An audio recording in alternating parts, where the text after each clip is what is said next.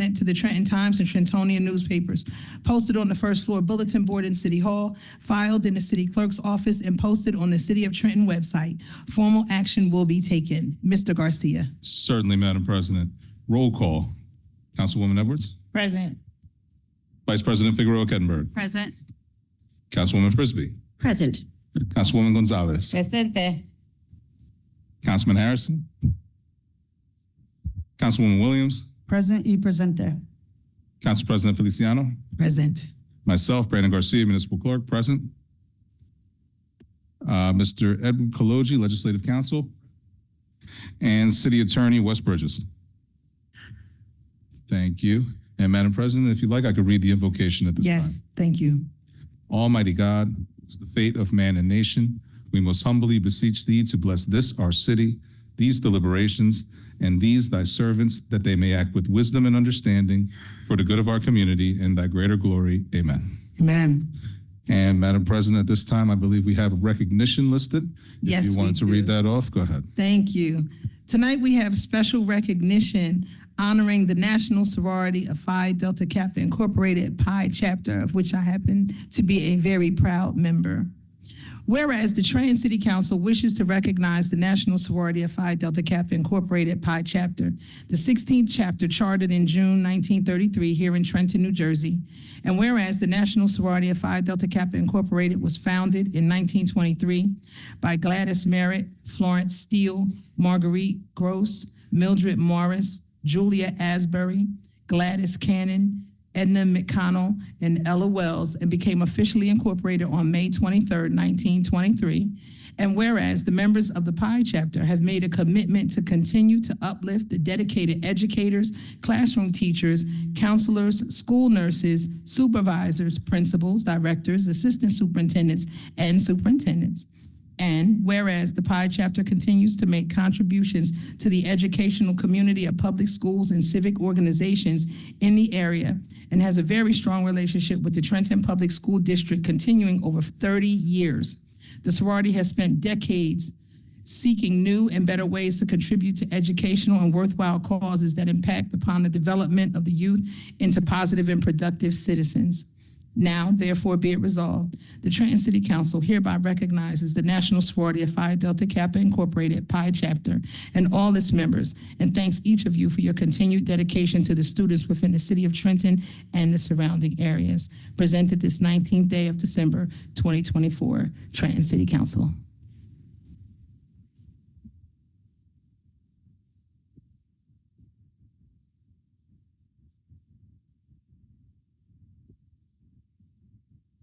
At this time, if a representative would like to come forward and extend a few words. You have to press the button to turn the microphone on. Thank you. Good evening, esteemed City Council President, members of the Trenton City Council, honored guests, and community members.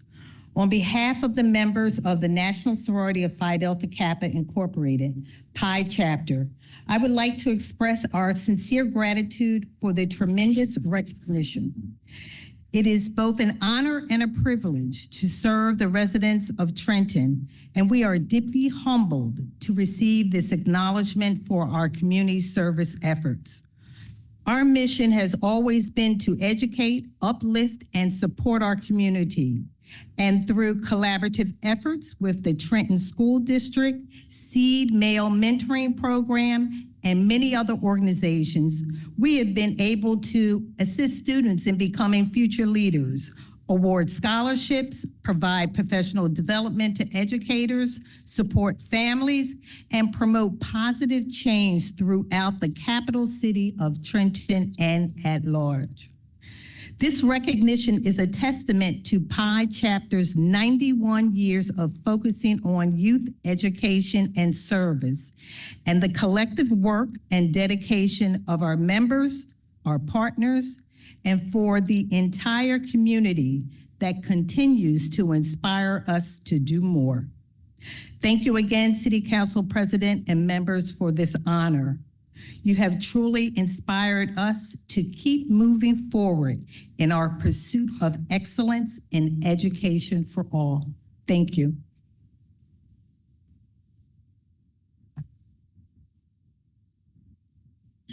So if you don't mind, we'd like to take a quick photo with everybody. It's a lot of y'all here. Yeah, so we're gonna go out to the staircase in the hall really quick. We ask everybody to extend us your patience while we go do that. Mr. Garcia, did you notice that Councilman Harrison is here? He is present. Thank you, Council President. I've marked him present as of 5:37 today. Thank you. If Jorge could accompany us to help with the pictures, we'd appreciate it. Thank you. He'd be delighted.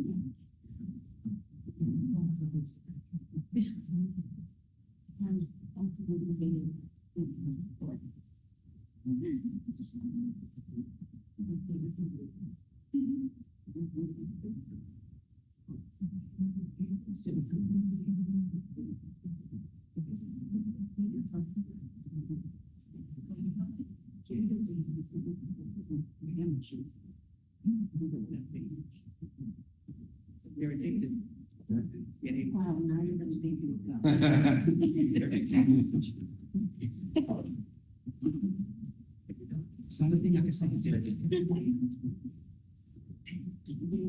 say let's go. It's really bad thing.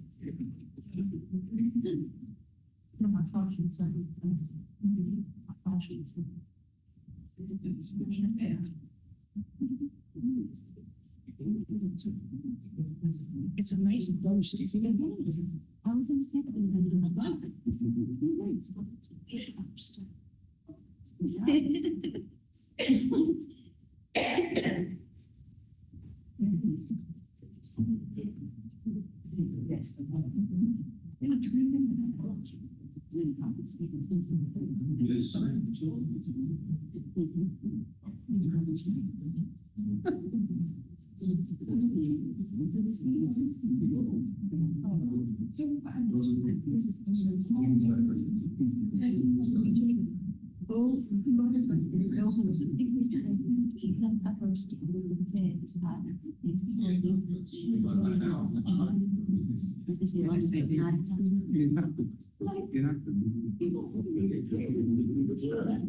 Just give the concept.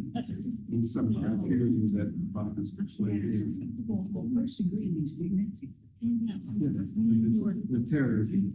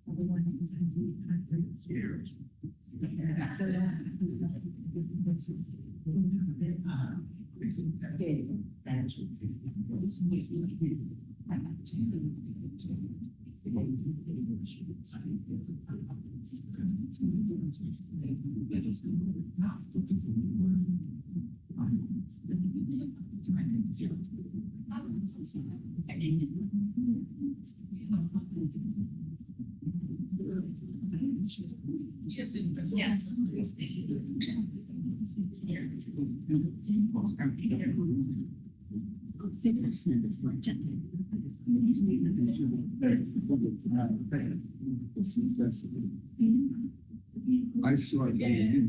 Maybe it's the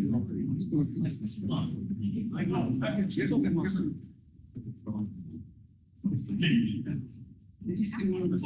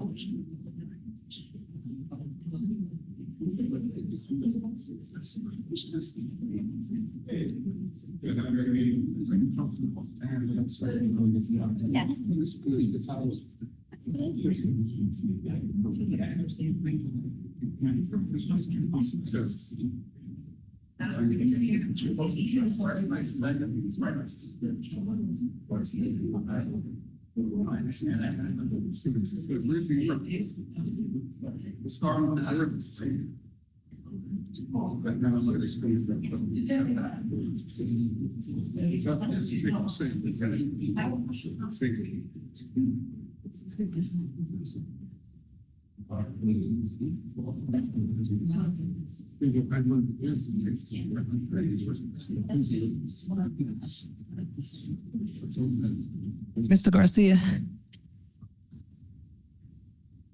On your call, Madam President. thank you. Before we adjourn into executive session, there is one other presentation that I wanted to do. It is the corrected resolution honoring and commending Trenton City Councilwoman Yasminelli Gonzalez upon her appointment to the Electoral College for the 2024 presidential election. This is a historic moment for the councilwoman. It's a historic moment for the city of Trenton. And she actually went and appeared on the 17th, on December 17th, she appeared at the State House in her capacity as an elector and cast her ballots for the Democratic candidates in the recent presidential election. So we want to congratulate you once again, Councilwoman Gonzalez. Job well done. Yeah, okay.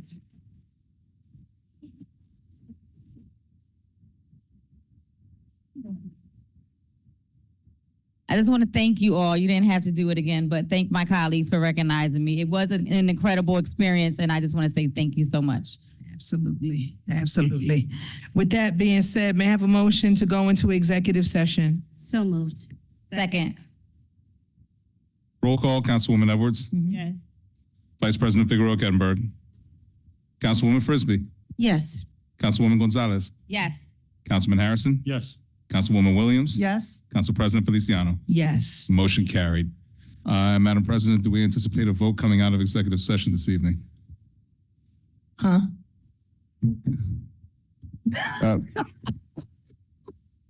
Council President, if I may. Yes. We do not expect a vote coming out of executive session. I just want to provide for the record that one of the purposes that we're going into executive session is to discuss personnel issues, many of which touch upon current pending litigation, as well as litigation that may be brought by the city of Trenton against different entities or individuals. So for that reason, under the anticipation litigation, current litigation, we're going into executive session. Right, but we're not expecting a vote to come out. That's correct. All right, so can I have a motion to go into executive session? Did we do that already? We I did. believe Okay, you've already taken care of that part. Okay, so let's go. Thank you. Okay.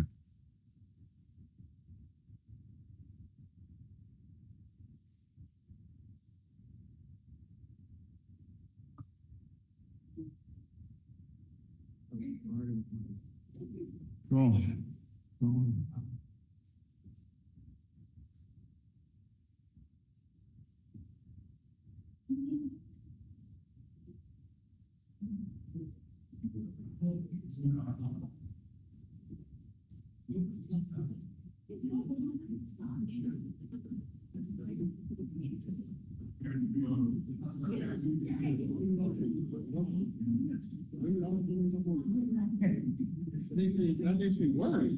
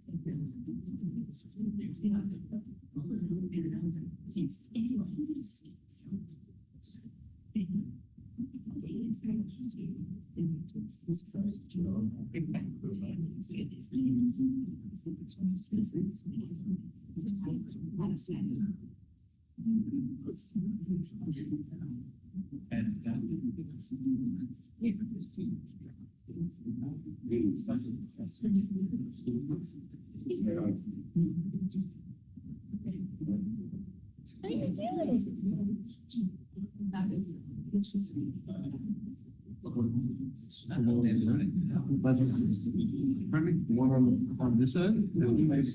That's the tenant of this part. Tenant of this part. It's the medical.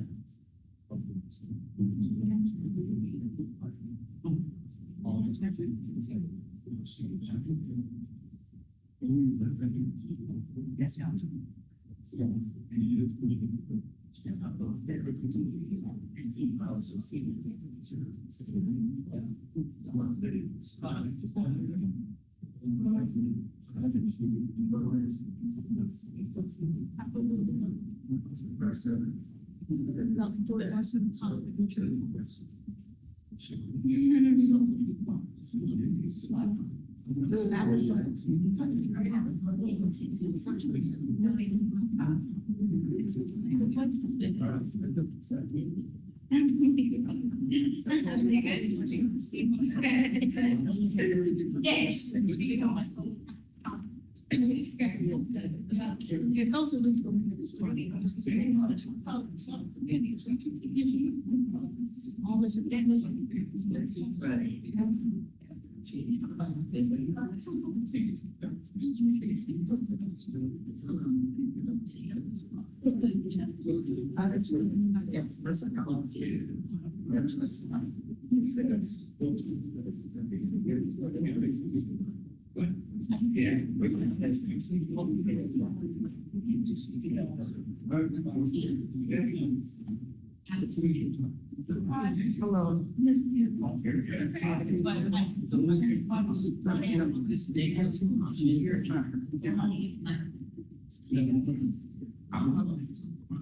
Wait, they see you working out. I don't know. It's stuff like that.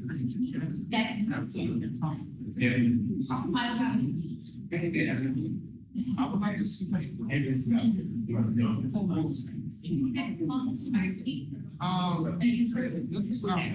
would like to see. And I was like, I was trying to get it from you. I want to say I started 70 years ago. It was like, it was probably, yeah.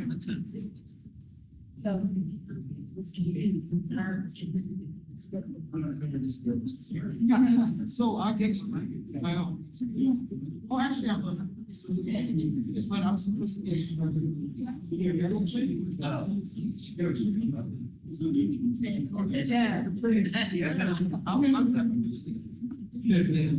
I want acre houses. I have some acre house. They have my.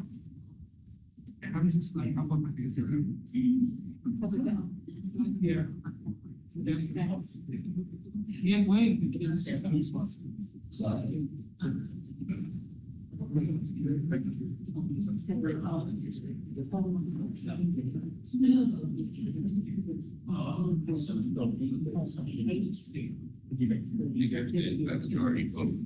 To do it. She had the right.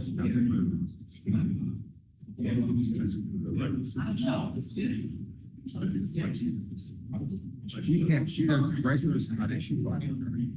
Bryce knows how to shoot. Properly or improper. They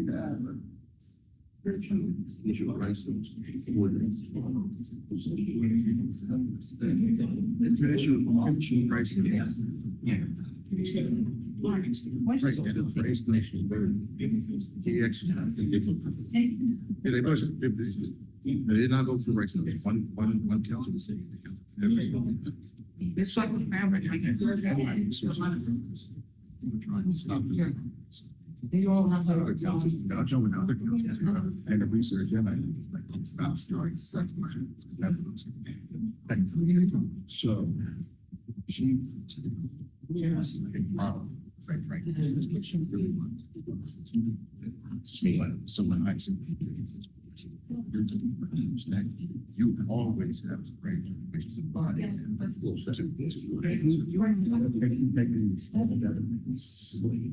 So yeah, I think. Then, if you're US dollars, but what is, you get, I think there's. Sure, what's that? Sure. Majority vote to have the best solution. Yeah. You You don't need, that's grace, you don't need to. That's grace. So it's not about They're talking about that. That's nation of movements. I say it's not movements, righteous. I said you are right. No, it's his right to bring. Right. So. Yeah. Right. So. Executive session, wait. Okay, right.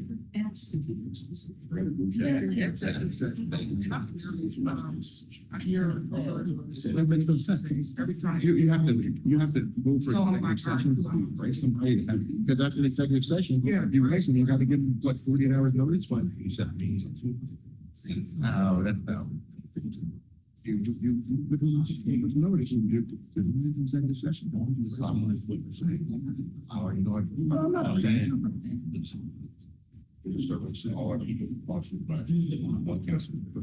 If they want to, no, but here's the problem. Myself, your supervisor. They have no authority. They have no oversight. That doesn't matter. They have no, you're only answerable to even if you're not. You're not answerable. They can raise me, you have no.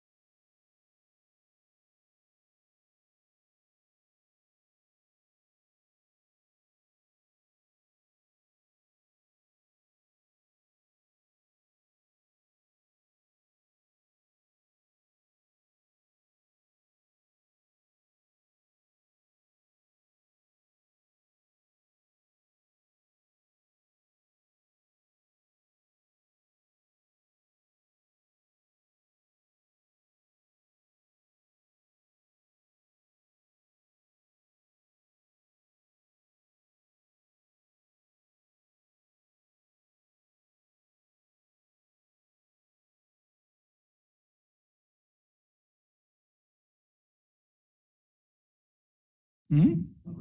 Good luck.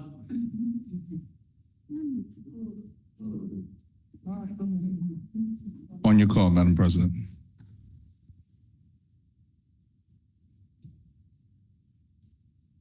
Oh, shoot, where's mine?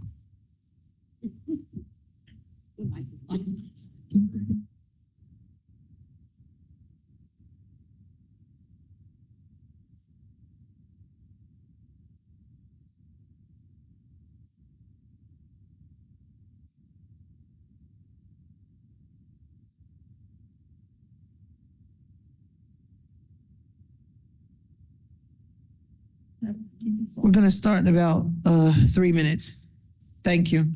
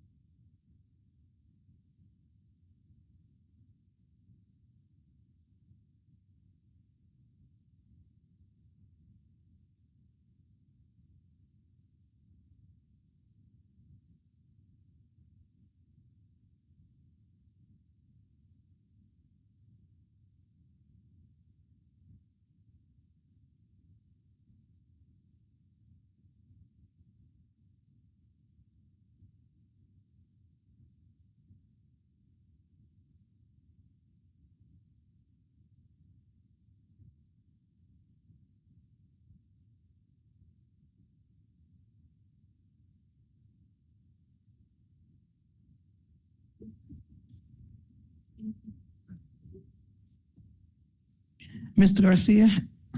Certainly, Madam President, if you want to ask for a motion to come out of executive session. Yeah.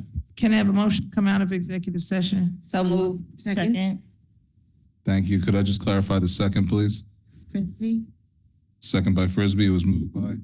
Gonzalez. Thank you. Roll call, Councilwoman Edwards. Yes. Vice President Figueroa Kettenberg. Yes.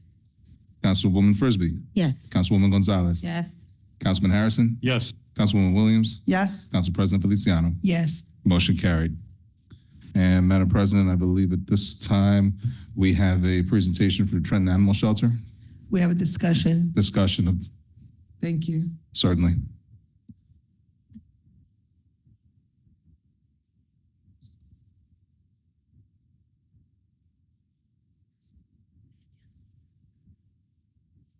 Sure. Good evening. Good evening, Madam President, Madam Vice President and Council, Diego Minacapelli, Health and Human Services Interim Director. Thank you. So I have some questions for you this evening as they pertain to the animal shelter, just to bring us up to speed on exactly what's been going on. Can you tell us, we recently acquired a place in Columbus, New Jersey, Yeah. where we were supposed to be able to house animals. that currently are in Yardley, Pennsylvania, or Newtown, PA, right? So the animals are there. We acquired this property to have the animals move there because we're paying a significant amount of money for them to be in Pennsylvania. What is the status of the Columbus, New Jersey location? Is it complete? Are we ready to go? Can the animals go there? At the moment, what we're doing is we are doing our surveys to delineate the limits of the property. We're doing the inspections phase, and also we're gathering quotes for the renovations. Okay, so let's get back to it. When did we acquire this property? This property was acquired on July 29th, 2024. Okay, and we're just now doing surveys and inspections and stuff? Yes. Why? This was before my tenure, so to gather the information, the resolution, I think the resolution was 24-68, understanding the purpose of this has taken me up to this time. Okay, so prior to you being on in the time that we acquired the property, there were no surveys done of the property and there were no inspections done. So you said to do the renovations, so it's been found that there are necessary renovations to the property for us to be able to use it? We need to go over renovations, yes. There's renovations. Can you tell us the dollar amount of the renovations? At this moment, I cannot because I'm gathering the quotes for it. Okay. Is there a septic system? Yes, There is. Was there one when we acquired the property? yes. The septic system, yes. So a septic so with regards to that and a tank, there was nothing that had to be, everything was in line as far as the septic. Right, but we're doing the inspections of that septic system now.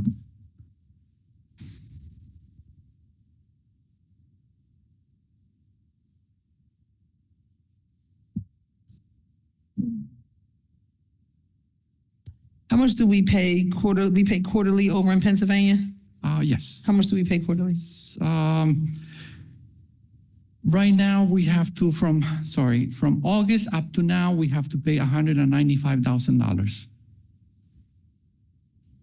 So close to $200,000 Yes. a quarter Yes. is what we pay for that.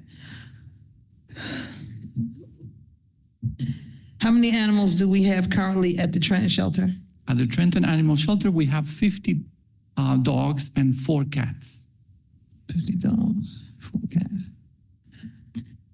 How many dogs have been euthanized since your last report? 44 dogs and,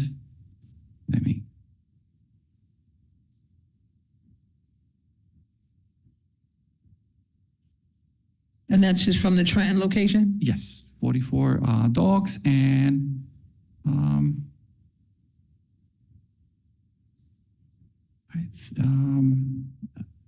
7 cats. Have any been euthanized over in Pennsylvania? No. Okay. How many dogs do we have over in PA currently? In PA, we have 51 dogs.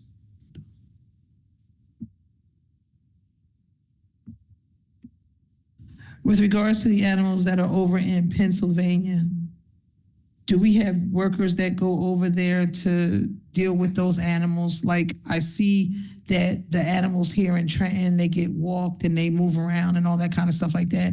Are the animals in Pennsylvania getting the same kind of care and treatment? Yes, that is by the service that we pay.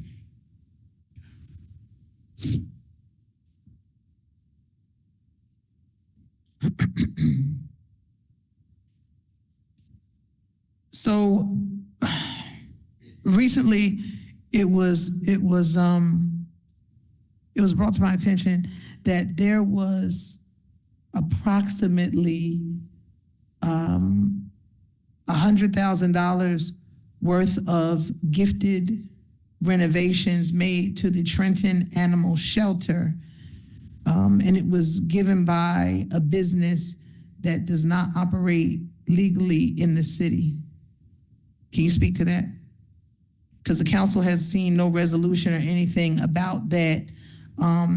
So I'd like someone to speak to that, and also what is the process typically when we're taking any kind of donations such as that? Council President Yes. Maria Richardson, BA, if you would allow me to. Yes, thank you. That question, thank you. This is a very unusual situation. I was informed by Director Minacapelli, Dr. Minacapelli, of the possibility of the shelter being accepting donations. I haven't been able to confirm the exact amount of the donations. Per Dr. Minacapelli, the donor alleges that it was work and materials, but he hasn't produced anything in writing that will confirm the amount of the donation. But was the work done? Was there work? Yes, Done. there was work being done, and it appears that the amount of the donation is more than what we will be able to accept without issuing a resolution. Did you approve this? No, I did not. How is work But- done? How can work be done such as that, or donations taken in such large amounts like that, and no one, did Dr. Minacapelli approve it? Dr. Minacapelli was not the director when that happens. So who would have the authority to allow something like that to happen? Well, honestly, in order for us to accept a donation, we really don't have a policy of how much money we could accept in a donation, right? However, all of us take ethics trainings, and we know that we cannot accept donation of a certain amount of money. And when we, for example, accept a grant from a private or the state or a federal government, we need to bring a resolution applying and accepting the grant. If I see that donation as a grant, that didn't happen. I have to say that after this situation, after we faced this situation, right, we have been researching for policies in place in different municipalities, and we will be bringing an ordinance before you with specific amount of money that we would be able to accept donations, or if it's above that amount, we will not. However, this donation seems to be significant enough for us to be able to accept it. I just can't because it wasn't accepted properly, and I cannot bring a resolution saying that I approve it because I didn't. And I'm pretty sure that my predecessor didn't do it either. But I have been having conversations with our law director to see how we can cure the situation. And so what's the answer to how we can cure the situation?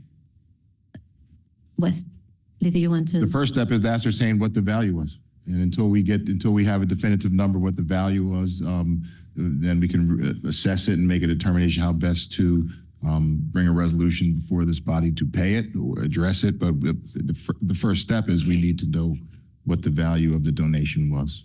Right. So just to be clear and transparent, from when I had first found out about all of this, I was asking about the protocol, the procedures, what the dollar amount, like what was going on, right? So now we're here at this point tonight where now we're saying we have to get the dollar amount. So let us move forward to get the exact amount.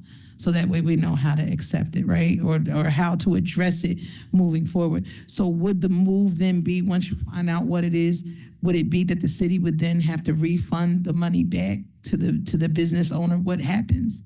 Well, that is my recommendation, actually. We requested this person to submit invoices. Typically, in order for us to do a construction job over certain amount of money, we will have to put an RFP out or a bid.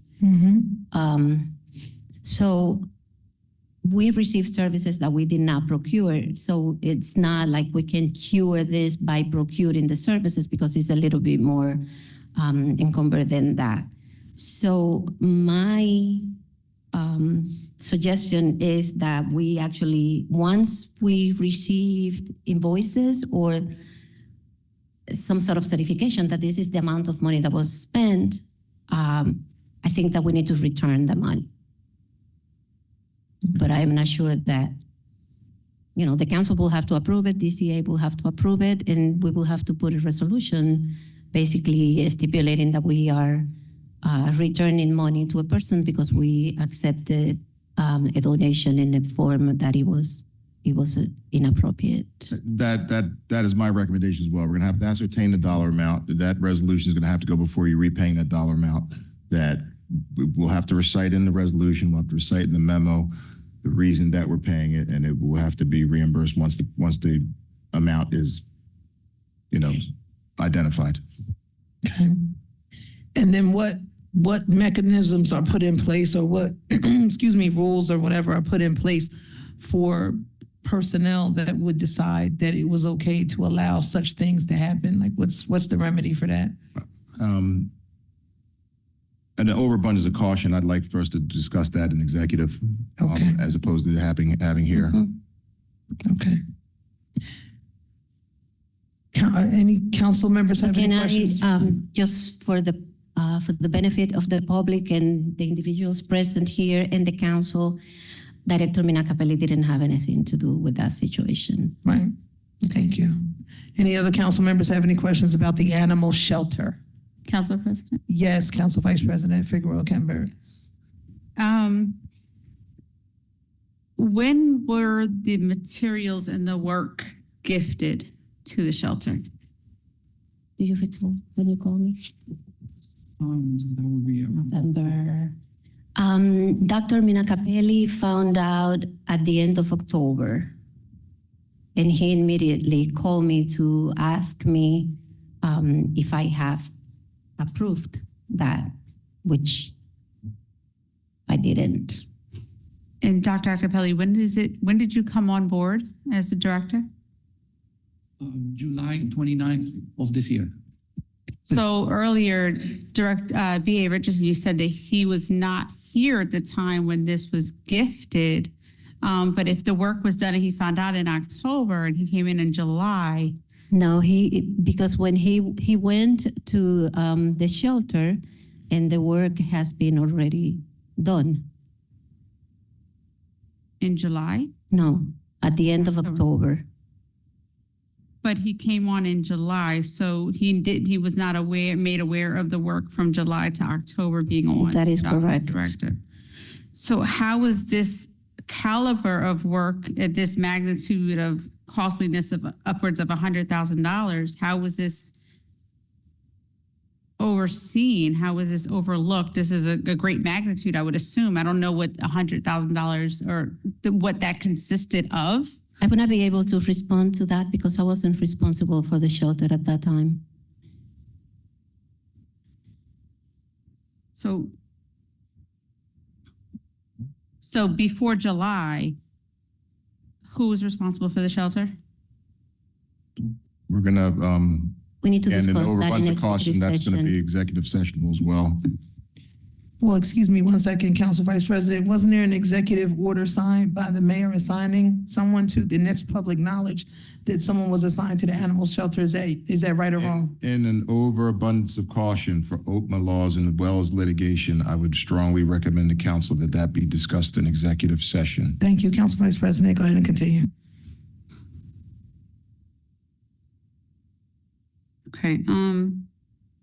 I mean, I just find it odd that caliber of work could be overlooked and come to the conclusion that it happened after the fact in that time frame without anybody noticing that was being done.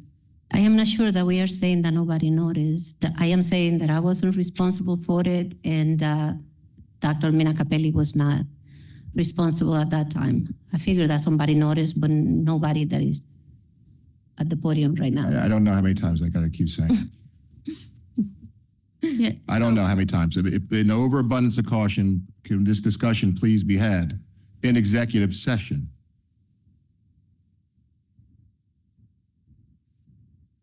Director Bridges, so these questions were already asked. I don't think that we're asking, we're just trying to figure out who was responsible at the time.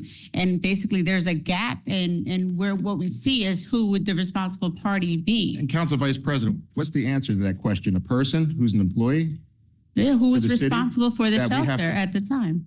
I've given my legal advice. If you not choose to take that advice, you can answer the question. But I'm telling you, in an overabundance of caution, you are talking directly about an employee and their duties and their job.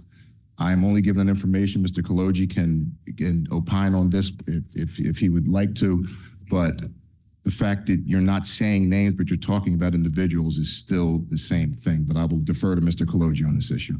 Okay, but in Mr. Bridges and I rarely disagree. My take on the Open Public Meeting Act is if you're not going to discuss somebody in executive session, you can always discuss them in public session. I'm not saying that's a good idea to do because of the attendant circumstances of each case and the delicate nature of personnel matters. It's probably a good idea to consider raising them, seeing if we could resolve it in executive session, or if the person wants it to be discussed in public session. I believe you can discuss the individual in public session, but it may give rise to other difficulties. So even though it might be technically permissible, I kind of go along with the premise that if we could take a shot at resolving it inside, it would be better. Thank you, Mr. Kaloji. Fair enough. And in the spirit of the council being aware and knowledge and the public having knowledge of what's going on, I just would like to know if you could just answer this question. Do we know who was responsible for the shelter during this time? Do we just know? Don't have to give a name. Do we know who was responsible during the time of this transaction?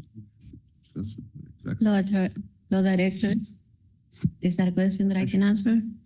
Yeah, it's just a yes or We no. know, yes or no? Do we know who was? Councilman, I will defer to Mr. Kaloji on this. We agree to disagree, and count Mr. Kaloji is solely representing the council, so he advise the council. No, I've given my opinion. It can be discussed here. I'm not saying it should be. I think it would be better to try to resolve it next time. But if council person wants to discuss it here, they can discuss it here. The question is, if we know who the person was at that The time. question is which employee did If I whatever? know. No, Mr. No, Kaloji, she I don't didn't need to ask know the the name. name of the employee. I'm just asking, do we know who was responsible at the time? Yes or no? Yes. Thank you. Can I ask a quick question, Council Vice President? I'm sorry that I'm coming. I see you, Councilwoman Williams, 1 second. So, Dr. Manika-Pally, during this time, you came on in July, the work was already done, and you came on in July, the work was discovered that it was done in October. So from July to October, you never went to the shelter? Like you didn't see work being done? Like no one saw whatever was happening in that time? Like why did it take until October to realize what was going on? If you don't want to answer, you don't have to. I did many visits to the animal shelter, but during the time in October, I noticed that there was some construction, and that triggered my observation, and I had to report it. Thank you. Thank you. Councilwoman Williams? Thank you very much, Council President. So I have 5 questions, and they're not going to be connected to what happened earlier. But these are things that have been on people's minds, been on my mind for a while. And I'm going to try to give you a count so then you're not up there thinking, when is she going to stop asking questions? That's okay. So my first one is because this came up several times when I actually had to call in regarding dead animals on a weekend. If a Trentonian is aware of a dead animal, what should they do to call it in if it's on over a weekend? Reason I asked that question, one of the times that happened for me was right near the War Memorial, just before about 1,000 people were coming there for an event. What type of animal was it? A dead animal. Do we have any animal control officers available on the weekend to collect dead animals? Like a cat, a dog gets run over by a car? Yes, we do. When that is cats and dogs, yes, we do. Yes. Okay, so there shouldn't be any worry about overtime cost if it's on a Sunday? Well, if it is, yes, of course, there is. Okay. So would the animal likely stay there till Monday morning and then be picked up? No, they will pick it up on the day off that you go. Okay, thank you. And then if a Trentonian is aware of a potential illegal breeding situation, what should they do? They should report it. However, I am in the process of finding out the breeding ordinances that you have. I think in the past, you had some ordinances in your desk, but they were pulled. And so we're trying to revise them and get them back to you so we can have an ordinance and then enforce. Okay, so the ordinances that were already worked on and passed, they are, I guess, technically on hold right now until you revise them and get them back to us? Yes. Do you know when we can expect those to come back to us? In the first quarter of 2025. Okay, great. So in 2025, do you think we'll start turning the tide in Trenton against breeding, legal breeding of animals? One step at a time. First, we'll get the ordinances and then we enforce. Okay, I look forward to seeing those. Thank you. And then how many animal control officers do we currently have? And then how many work after 4:30 on a weeknight? So we have 5 ACO, animal control officers. They're all certified. And every week there's 1 ACO on call. So during the weekend, there's 1 on call. 1 on call, then they would come up and then that's when overtime Yes. happens. Okay, gotcha. Then my last question would be regarding the kennel purchase in South Jersey. Do you have a rough idea? I know you're doing some estimations, you're getting quotes, et cetera. Do you have a rough goal, rough time frame of when that will become operational? Sure. We have gotten some, I'm sorry, Council President, okay. We have received some estimates from our city engineer as of how much it's going to cost. I can give you that information later. I don't want to make it a public information because then once we put the bid out, they already know how much we are trying to spend. But it's considerably more than what we would inform at the when we purchase the kennel. Director Liston has been helping us with some zoning issues with the municipality because apparently we were not going to be able to use it as a kennel, although that's what we purchased it for. So we already, with Director Liston's assistance and Dr. Diego, we are over that process now. So once we complete the inspection process, we need to come up with the specifications of all the work that needs to be done. Our engineer is already working on that. And then we will have to put it out for bid. So that process, just to put the bid out, most likely will take us until March of 2025. So we anticipate that around May or June, we should have already awarded a contract to start the renovation. So we are not anticipating that we are going to be able to take any animals there before June, July 2025. So it's reasonable for us to expect that this will be operational by September 1st, 2025? I would say that, yes. Okay. Thank you very much, ma'am. Thank you, Sure. sir. Thanks, Council President. You're welcome. B.A. Richardson? Yes. So you said, excuse me, we made the purchase of the kennel, but then we realized that we're not able to use it as a kennel as intended, right?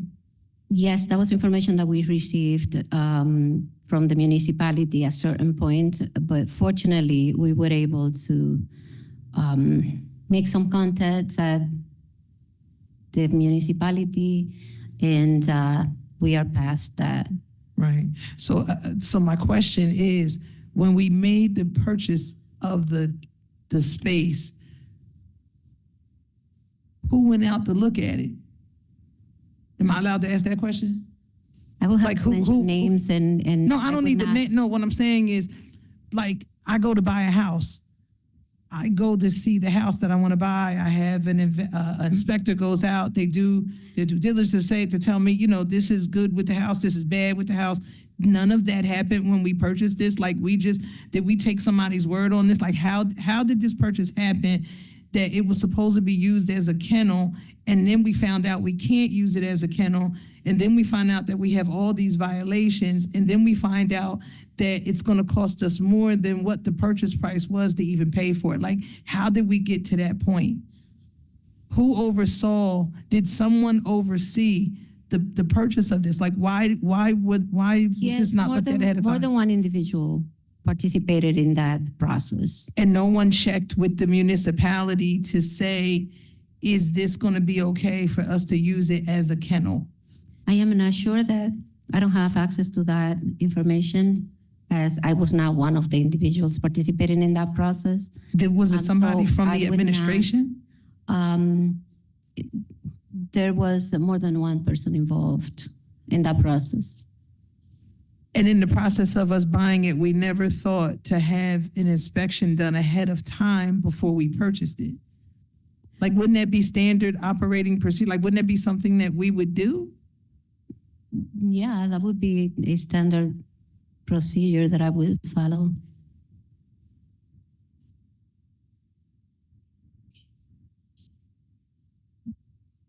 So I will say that, thank you Sure. for answering the questions, but I will say this.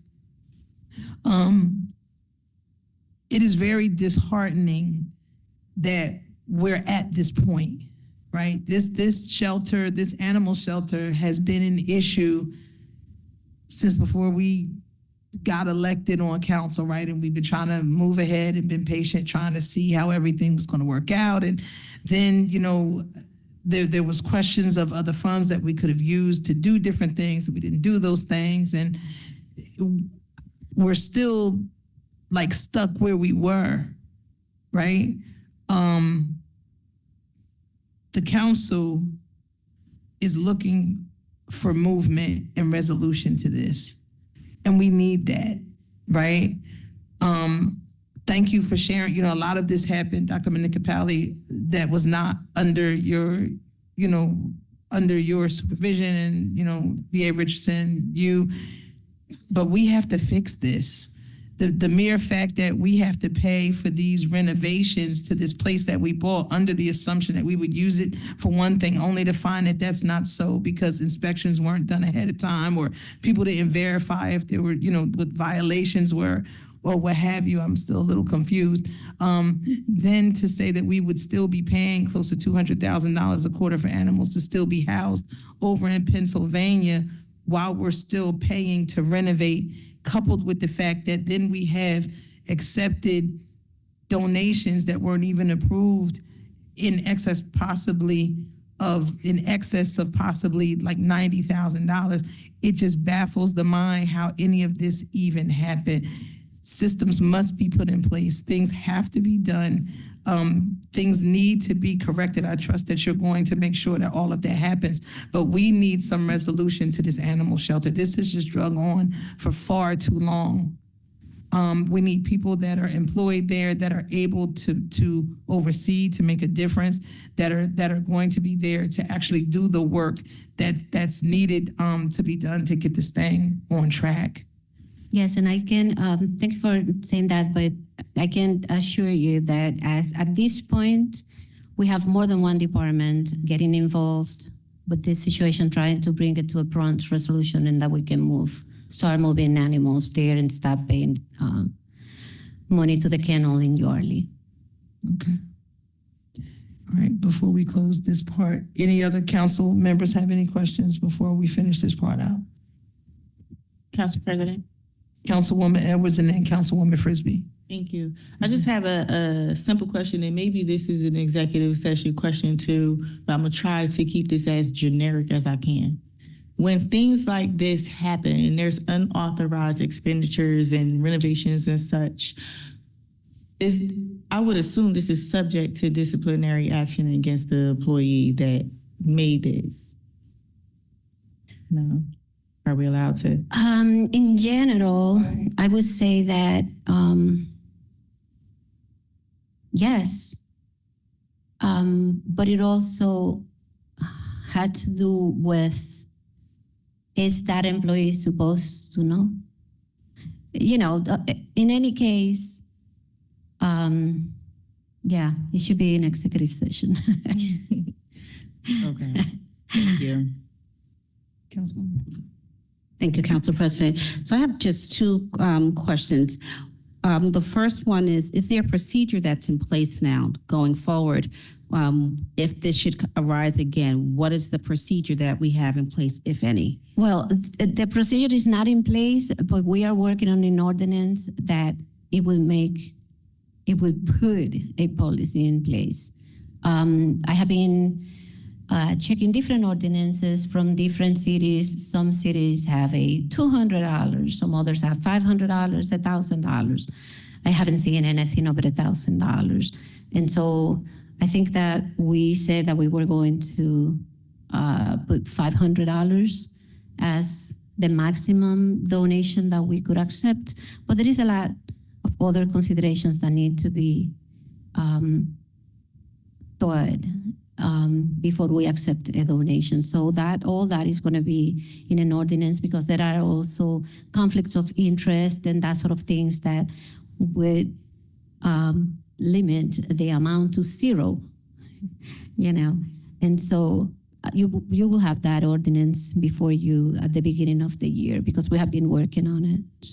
And hopefully that includes something with that deals also with the in-kind donations, which I'm Definitely, because this happened to be an in-kind donation. Right. Yes, so it will talk basically about value, right? Not necessarily cash but in-kind and cash.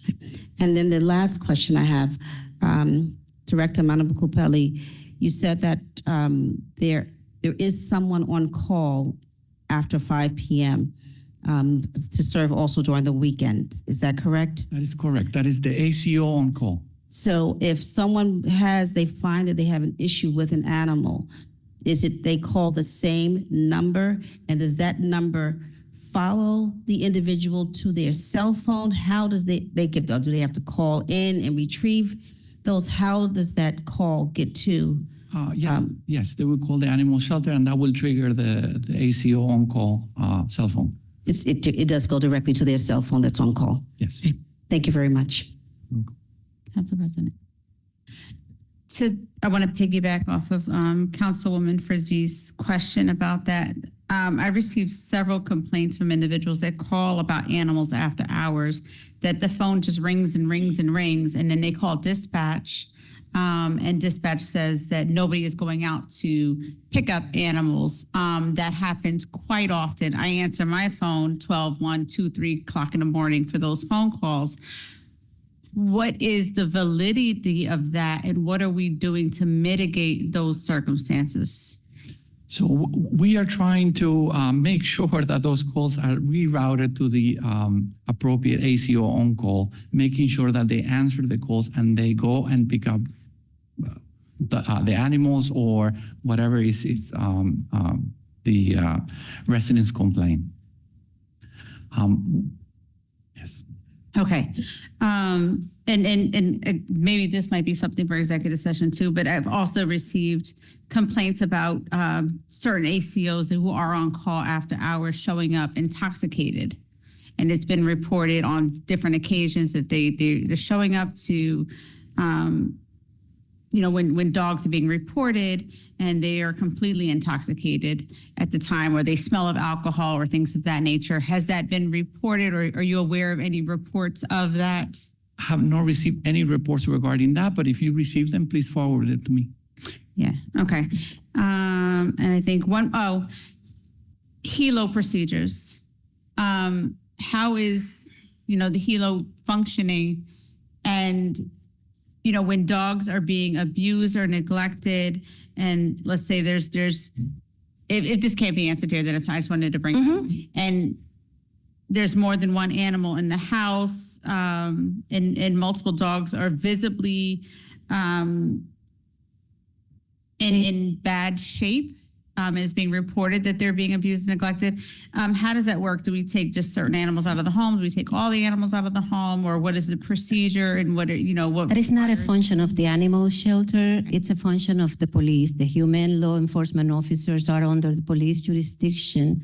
So any complaints about animal cruelty needs to be reported to police. So there's no collaboration between the two? We collaborate, right? And sometimes if we get a call for a genetic call and one of our ACOs go to the home and then they think that there might be an animal cruelty issue, then they contact the HELO officer, but all animal cruelty complaints should be reported to police. Thank you. Sure. I have a last question. I think that in discussions, and correct me if I'm wrong, because we've talked about so many things. At one point, didn't the mayor say that he was gonna establish a panel? I know it was like 5 people or something. It may have been a part of his executive order or something like that. But I remember because we had the former councilwoman that was actually expressing interest in serving on it or something like that. But there was supposed to be like a 5-person panel established to give oversight or see what's going on with the animal shelter. Can you speak to that? Very superficially, I can speak about that. Yes, the executive order issued by the mayor at the beginning of the year, don't quote me on the date because I don't remember, but I know that it mentions that administration needs to create a animal shelter advisory council. Dr. Diego Minacapelli was not made aware of that until recently. So at the beginning of the year, he will be actually taking the necessary steps to assess if that is something that we can do at this time, or if we need to go back and reassess the executive order. But most likely, yes, it will be created. Okay, Council President? We can expect something in the beginning of the year. Correct. Okay, thank you. Councilwoman Williams. Yes, ma'am. I just wanted to confirm it's called the Animal Welfare Advisory Board, and the mayor indeed accepted the nomination. We'll be putting forth former Councilwoman Marge Caldwell-Wilson to that body, ma'am. Okay, thank you. So then, yeah, we'll be expecting to see that at the beginning of the year. Okay, thank you. Thank you. Madam President, Yes, Councilwoman Edwards. I just have a comment. I don't know if this is a question, but definitely a comment, because Councilwoman Gonzalez and I had worked diligently to put together an ordinance to create an animal advisory board, in which the administration had pushed back on, and then the executive order came out from the mayor back in April of this year. And then here we are in December, and these things have not been enacted. And I'm wondering why not, just to their point. And it's just a comment, because we were working on this and we could have had a board that could have overseen some of these processes, that could have prevented some of this, the $100,000 in-kind donation from happening, unauthorized renovations and things like that. So I had to express my disappointment in the fact that this Animal Welfare Advisory Board was never enacted. And I don't want to accuse anyone of circumventing the work of council, but we would have moved at a quicker pace to at least put people on that board and things like that.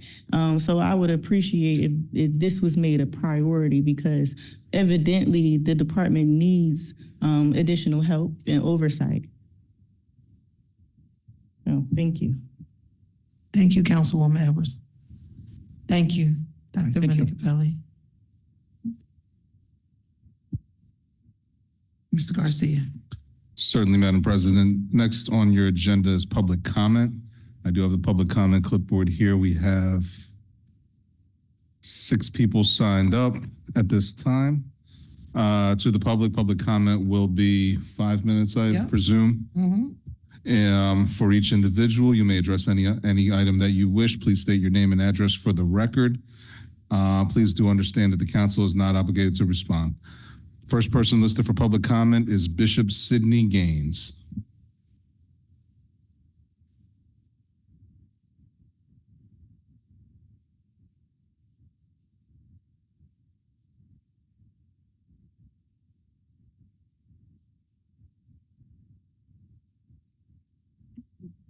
Good evening, Council. I'm President Felicia.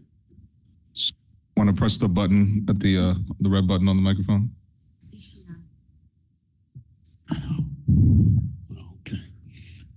Good evening. Just call me Crystal Bishop. Leave Feliciano alone. She knows I've been having a problem with that name. Well, good evening, Crystal, President Crystal, members of the council, and fellow citizen of Trenton. I am the Bishop, Dr. Sidney L. Gaines, and I am a Trenton Police Chaplain, as many of you know. I'm also a proud member of the Trenton Civic Trust. Some of my fellow trustees are right here tonight. Sir, before I just want to interrupt you. I just need an address from you. 419 West State Street, Trenton, New Jersey. Thank you. Go ahead, Matt. Again, I am a proud member of the Trenton Civic Trust. Some of my fellow trustees are here tonight. The Trenton Civic Trustees meet monthly to research policies that are based on evidence of success, save money, and benefit the whole city. Most importantly, we work with a no-blame, pragmatic approach. Tonight, we are offering a solution for improving public safety in our city of Trenton. This solution was worked on with the assistance of the former president of the National Organization of Black Law Enforcement Officer and a member of the New Jersey Police Training Academy. We are not suggesting that our proposal is the answer to all our city public problems, nor is it offered as an alternative to the several proposed action already put in place. It's just meant to address the lack of de-escalation, training, and practices that contribute to excessive use of force. Next up is my fellow civic trustee, Samantha Castro, to share with you firsthand an ordinance she got adopted in her city of Perth Amboy, which is helping to change the city policing from a warrior culture to a guardian culture. I now introduce to some and present to others our civic trustee, Samantha Castro. Thank you very much.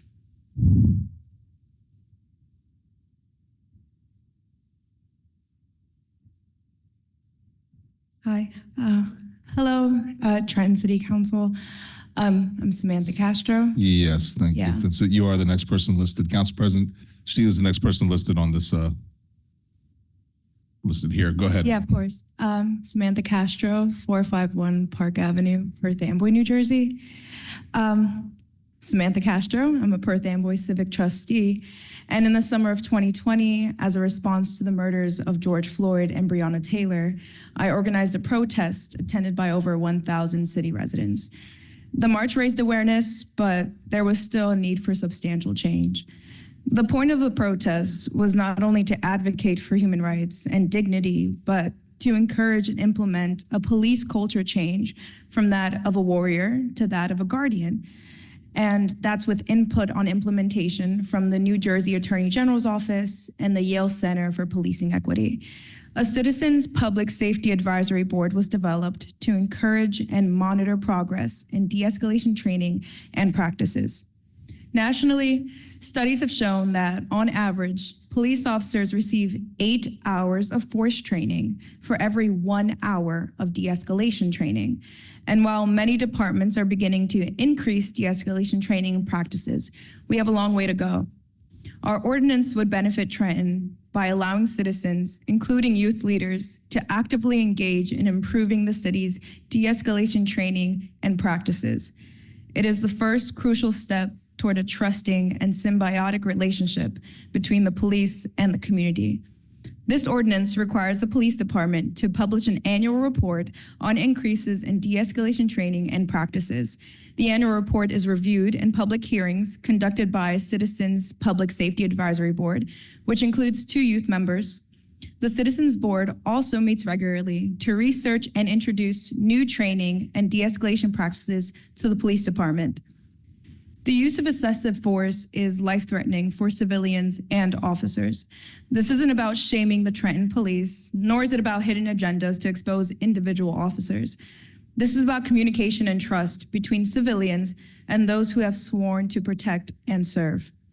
The Citizens Public Safety Advisory Board is an evidence-based practice designed to assist police departments and encourage the safety of all parties involved during officer-civilian interactions. This ordinance was developed using controlled group studies conducted by the International Association of Chiefs of Police. Following the adoption of increased de-escalation training and practices, there was a 28% reduction in use of force incidents, a 26% reduction in citizen injuries, and a 36% reduction in officer injuries. This data demonstrates the importance of developing a comprehensive effort where improvements in de-escalation training are publicly reported and subject to citizen oversight. My fellow civic trustee will give each of you and your council administrator packets, including the ordinance, creating the annual de-escalation report, and the Public Safety Advisory Board. The advisory board is a solution representing civic power and compassion. This is social advancement that was only made possible through open and honest communication, a willingness to learn, and the human capacity for empathy and community. Thank you for your attention, and I'd be happy to answer any questions you might have regarding the ordinance and its implementation as chair of the Perth Amboy Citizens Public Safety Advisory Board. Thank you. Harry Pazicki. That's great. Oh, nice. Madam Council President Feliciano and council members, my name is Harry Pazicki. I live at 172 Water Street in Perth Amboy. I'm an attorney and I served on a law and policy task force of 50 government attorneys, former mayors, et cetera, who volunteer their time. I'm a full-time volunteer myself to work with citizens like Samantha to develop laws that will better the communities in which citizens live. I'm just here tonight to answer a few frequently asked questions about the ordinance that Samantha referenced. Why are we before the council? That might be one of the questions.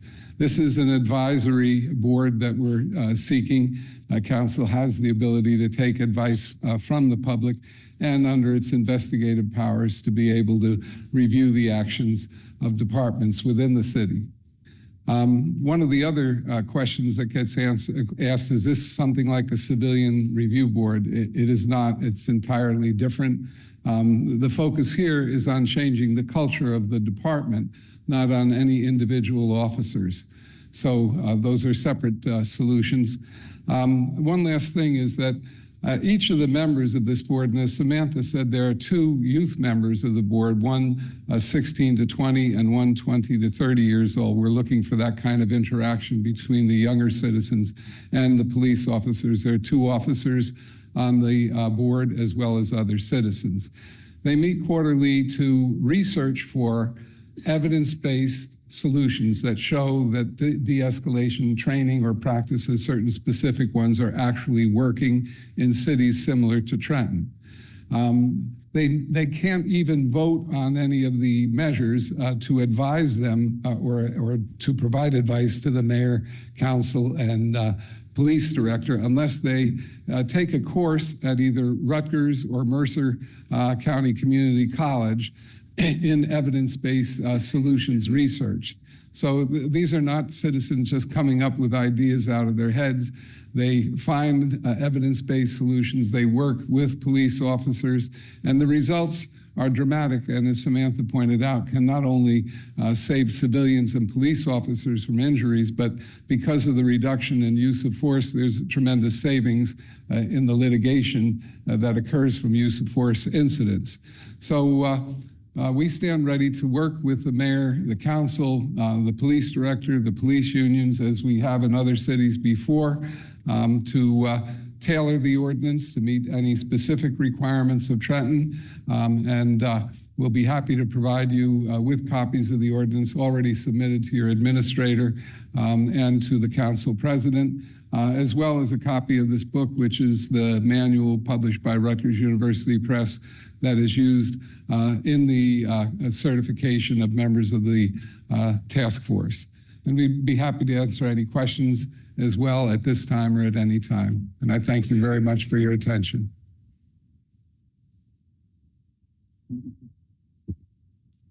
Letitia Peters.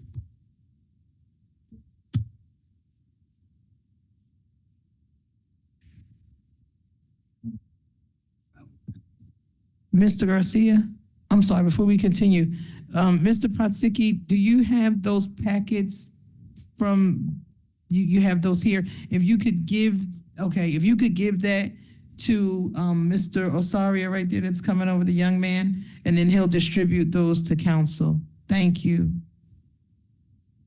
I'm sorry, Ms. Peters.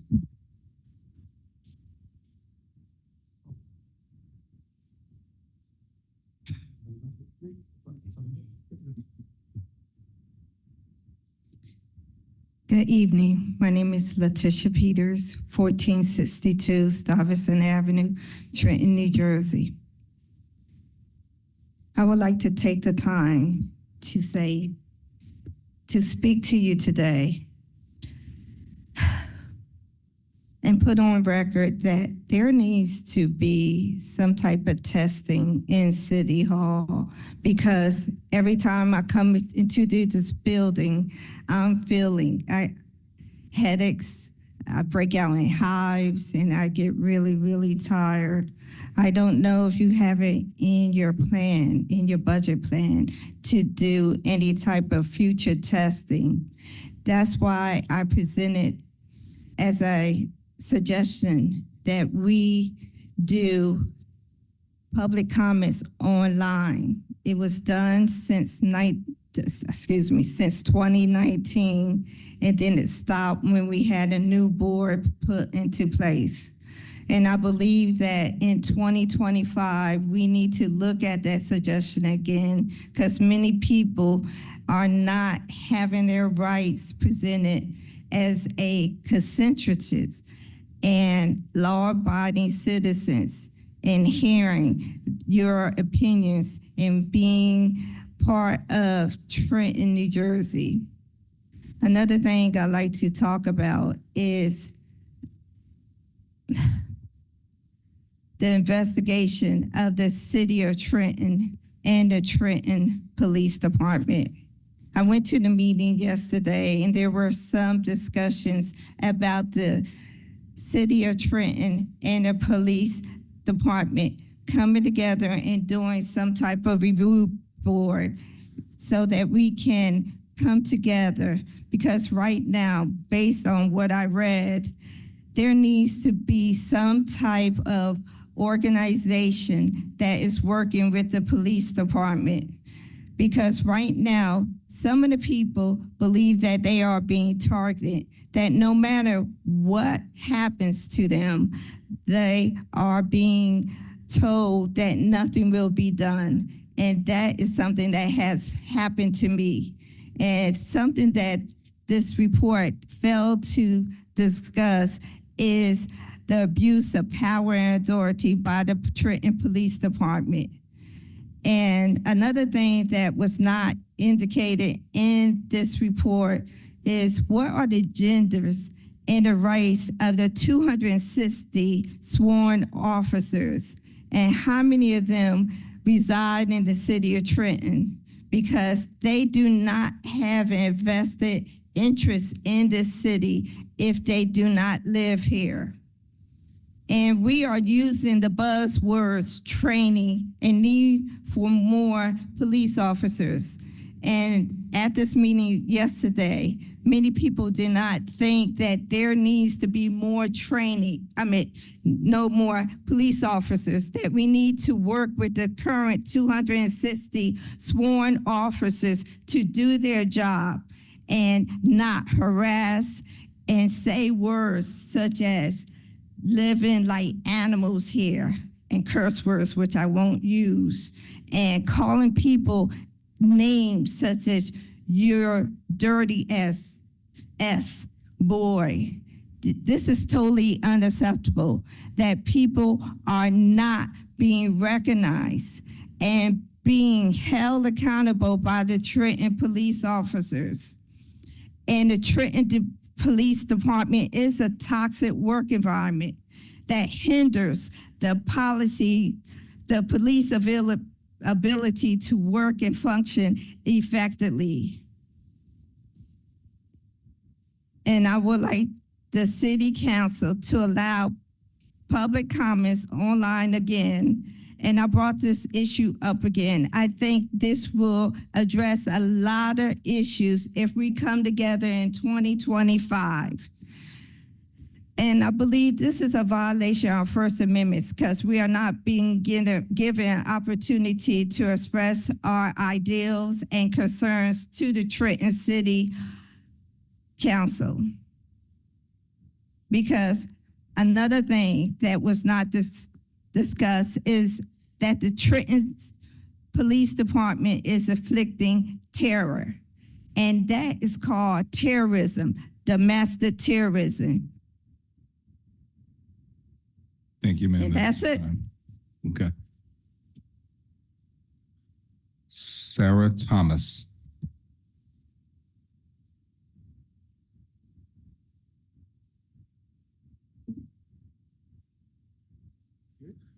No, Ms. Thomas? Sarah Thomas? Madam President, that's all the individuals I have for public comment at this time. If it's your wish, you can move on with any individual for civic comment. Yes, thank you. Tonight, we'll start with Councilwoman Williams. I knew you were going to come in first. Okay. So I have some announcements that I'd like to make to keep things brief. So last night we did not have the December Northwood Citizens Police Advisory Council meeting as the DOJ meeting was happening. We want to encourage citizens to attend that. But our next meeting will be on Wednesday, January 15th at 5:30 at Galilee Baptist Church, 440 Martin Luther King Boulevard. And we're quite honored to be actually having our city law director, Mr. Wes Bridges, will be attending our meeting as our guest to tell us about our law department and answer some questions about how it functions within the city. So I think that'll be a great discussion. Additionally, coming up, we have a lot of great events happening in Trenton. And the first thing I'd like to notify people about is the winter break youth program that's being conducted through our Department of Recreation and Natural Resources. And it's from December 23rd to December 31st while kids are out of school. There are field trips involved, really great stuff like going to American Dream Mall, Hershey Park, and Disney on Ice. So for more information, please visit trentonNJ.org/REC for rec, where you can call 609-989-3860. In addition, we will once again be celebrating Hanukkah here in Trenton on Friday, December 27th at 4:30 p.m. With the lighting of a menorah. To be able to attend that, there was a great event last year to celebrate the Jewish faith here in our city, as we do with the holiday season, and amongst everything else with Kwanzaa and Christmas. Also, a part of Patriots Week, if you haven't seen this, it's the Assunpink Fire Walk along Assunpink Creek in Mill Hill Park. It's such an amazingly cool thing to see all the firewalk pieces lit up kind of like, I don't know how you describe it, but they're baskets of firewood up in the air, and it's how they did it back in the 1700s. So that is on Saturday, December 28th at 4 p.m. And please gather at the historic Jackson Street Iron Bridge. There's hot chocolate, cider, goodies, all kinds of stuff. It's a great time, and of course, it's free. And then finally, going to be having the Dr. Martin Luther King Day of Service next month on January 15th. Be gathering volunteers at Trenton City Hall atrium here at City Hall on the first floor. So please come and join for a day of service. And if you want to volunteer, register your local nonprofit or community organization, please call 609-989-3860. Again, 609-989-3860. And point of privilege, Council President, I do have something I'd like to say regarding you, but I could hold to that later. Or would you like to, if we want to say something, Yes, as this is your last meeting, wait till later? Or? No, you can stay now. So I just want to say for my own self, and I'm sure my colleagues would feel the same. Just want to thank you for your service this past year, Council President. You worked very hard on streamlining many things, making processes clearer, very high energy, much appreciated. And some of the things I tried to think about, there's a lot of stuff that we'll see as a council, and maybe people will come if they see our meetings, but there's something that they may not see until it actually happens that you were instrumental in, that's going to outlast all of us. And that's going to be actually the physical improvements to this building and the ceiling above us and other improvements in this room. And Councilwoman Feliciano, Council President Feliciano, was the catalyst for that. Fortunately, when a couple things almost landed on us, but I want to thank you for being that detail-oriented, that you made sure that happened. So when people come to City Council, whether it's for a meeting or a celebration, they see the beauty and the history of this building, but also that they're safe when they come here. And forever forth, the impressiveness of where we're able to do the people's business will always be known. And that's a tribute to you, ma'am. So thank you. Thank you, Councilwoman. Councilman Harrison. I would like to first thank Director Harris and his staff for the wonderful event that they had at Calwater Park when they were giving out the turkeys, which was a wonderful event. Helped a lot of families throughout the city. I'd like to thank Director Douglas for his hero holiday, the dinners that were given out to the many people who came out. I would like to thank the Guatemalan Civic Association for their toy drive at Unity Park. They helped a lot of family during this time of year. Would like to wish everybody a happy Hanukkah, Merry Christmas, Happy Kwanzaa. It's good to see everybody coming together, and you should always remember that in life, we should always try to help anybody in need. So thank you to the directors, because a lot of times we ask for a lot of things up here. Thanks, Bernai. Thanks, Director Richardson, and all the directors for all your help. And thanks, my colleagues, for all your work and for us working together to help move this city forward. Thank you all. Have a blessed evening. Thank you, Councilman.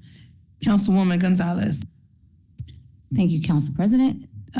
Thank you, everyone, for being present and those who spoke today and shared some information. I'm glad that they left a packet so we can kind of review that data, because I am one in favor of a civilian police review board. So I'm curious to look through that and see the data and the stats that they have shared with us today.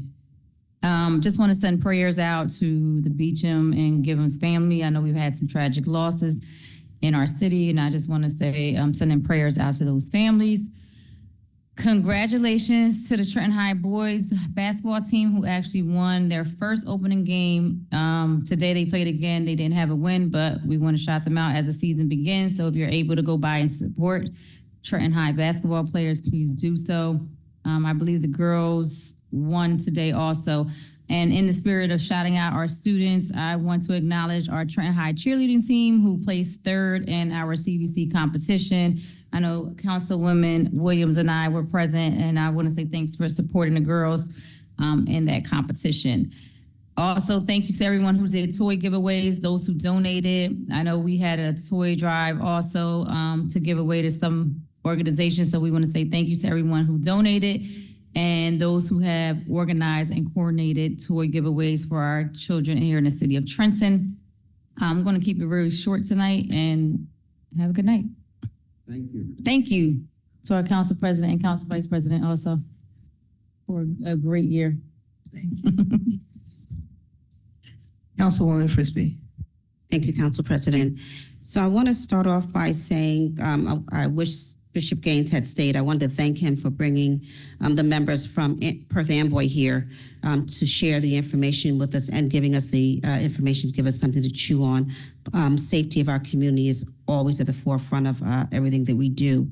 To Ms. Leticia Peters, who also did leave, I wanted to give her an alternative for those who cannot comment online, that they can also send an email to their council representatives, be it at large or the one that is in your ward, if you cannot be present here to give your comments. We never want you to feel that your voices are silent. That's why we are here, to hear what has to be said and what concerns you. I want to congratulate and just say thank you to our council president and our council vice president on this year as it comes to a close. This is your final time of the seat with us this year. And I want to just say thank you for just showing up with the many efforts that you have put into place. It's not easy. People think that sitting in the president's seat is an easy job. It is not. I thank you for doing your best to help this council grow, and for how you've done with relationship building as well to strengthen the community and your fine attention to detail. So that's what I say. Thank you to that. It is necessary. It is appreciated. And everyone will be better for it. And I want to thank our council president for sitting in and standing in to be her backup to wherever she needs. It is always good to know that you have someone that you can depend on. So thank you for sitting in this seat. Again, it is not an easy job. I want to wish everyone a Merry Christmas, a Feliz Navidad, Happy Hanukkah, a Happy New Year. Happy if you celebrate do the Kinnara lighting, which we, if you want to take part, the Smith Family Foundation will be having their Kinnara lighting on this Monday, actually, here at the city. We are excited about that. I believe the time is 4 o'clock. Do not quote me. I believe it is 4 o'clock this coming Monday. But also there will be a Kwanzaa celebration at the War Memorial on Saturday, next Saturday, December the 28th, beginning at 11 a.m. to 6 p.m. That also will be at the War Memorial, and it is a free event. There will be lots and lots of vendors there, a lot of things to celebrate, a lot of information, food, and just a really great time. The entrance is free, but they have several places to go inside, and you can purchase some things, be it just food or clothing. There's going to be a really grand time. So please come out. And again, that is Saturday, December the 28th at the War Memorial, beginning at 11 a.m. I wanted to shout out to Fire Director Kenneth Douglas and to his partner in crime over there, Director Wilson. I see you over there. I just want to say congratulations. I think this was the fourth Heroes Holiday Giving, and it was absolutely phenomenal. It was great to see everyone who came out. It is the community lets you know that it is something that never gets old. They come out, and you see the need, you see the need. So thank you for what you do. To Director Harris back there, thank you for what you and your staff did for our turkey and food giveaway. Just paying attention to the needs of our community and stepping in and filling in that gap wherever there is, and you see the space to do it. To B.A. Richardson and Dr. Monacopelli, thank you for staying. Thank you for answering the questions. They're not always easy, but thank you for staying in and doing it professionally, and I appreciate that. To our other directors that are here, including Director Colin Cherry, and then our law department. Thank you. And as we come to the close of our year, I just want to say thank you for all of you, for your professionalism, the way you show up and you do your job, whether it is easy or not. I appreciate each and every one of you for coming out here weekly. I also want to congratulate once again Councilwoman Gonzalez on her appointment and for representing not just New Jersey, but representing Trenton. We are so proud of you and excited about the work that you are doing. And to our council members, thank you again for an incredible year. I look forward to continuing the work. I thank everybody who voted for me once again to get my seat back. And for those who didn't, I thank you also because I'm still going to serve you. I read our portion of our mission statements as recognizing that the people of Trenton have made us guardians of the public trust. We are committed to govern with integrity and fiscal responsibility, to seek excellence in the city's operations, and to serve all the city's people with respect and compassion. Thank you, and of course, thank you to our clerk and his department. You are greatly appreciated. Thank you, Councilwoman. Councilwoman Edwards. Thank you, Madam President. Good evening, everyone. I want to say first and foremost, thank you to all of those that came to the council meetings and to all of these public meetings regarding the DOJ report with the police department. I appreciate and am grateful for the civic and public engagement that we are witnessing from our residents. Though for negative reasons, I believe that the public input will change the dynamics of our police department as long as the police department is willing to acknowledge and accept accountability and work to implement some of these changes. And I have faith that we will, especially given the council that we have.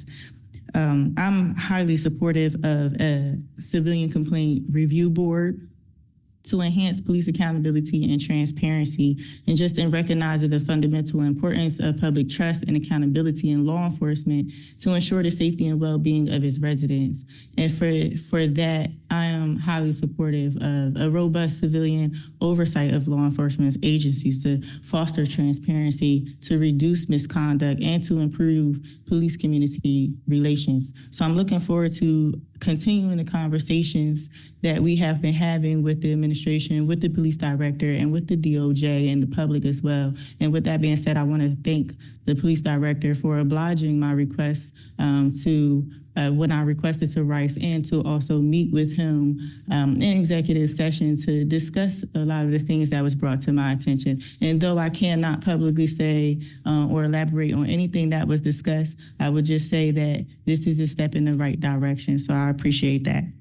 And I want to get off of the heavy stuff. Publicly, there has been some discrepancies with our New Beginnings pilot housing program. And though when new programs are created, it's not going to be perfect straight out of the gate. And I appreciate the administration for taking the time, especially the mayor, for taking his time to do his due diligence to work with the program recipient and addressing some of her issues and concerns regarding the program. And I want to thank the mayor also for recognizing where this program fell short at and some of his ideas on how we can improve it. I have faith that this program will be what the community needs as long as those efforts continue.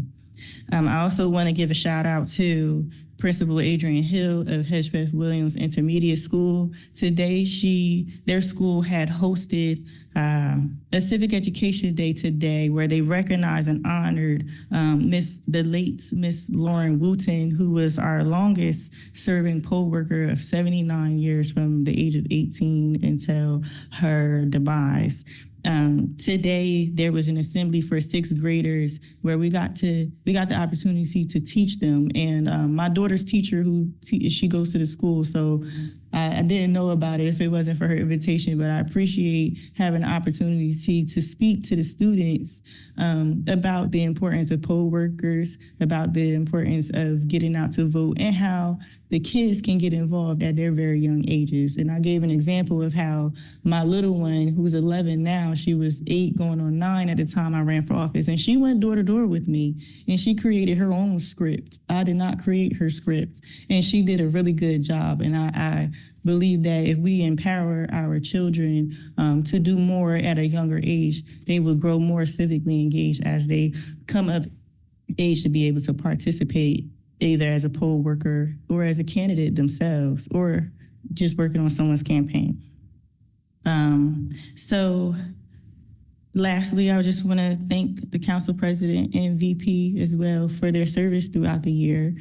Council president, I feel like you took on a lot of our processes and systems, and you improved a lot. And with the input of several, if not all, of council members, you took the time to hear us out, and I felt like I could go to you and say, this needs to improve, this needs to improve. And you really thought it out, and you really implemented some of the things that many of us had brought to your attention. And with that, I say thank you, because we are better for it, and we need these processes and systems. So thank you for your service in improving the processes of city council throughout the year.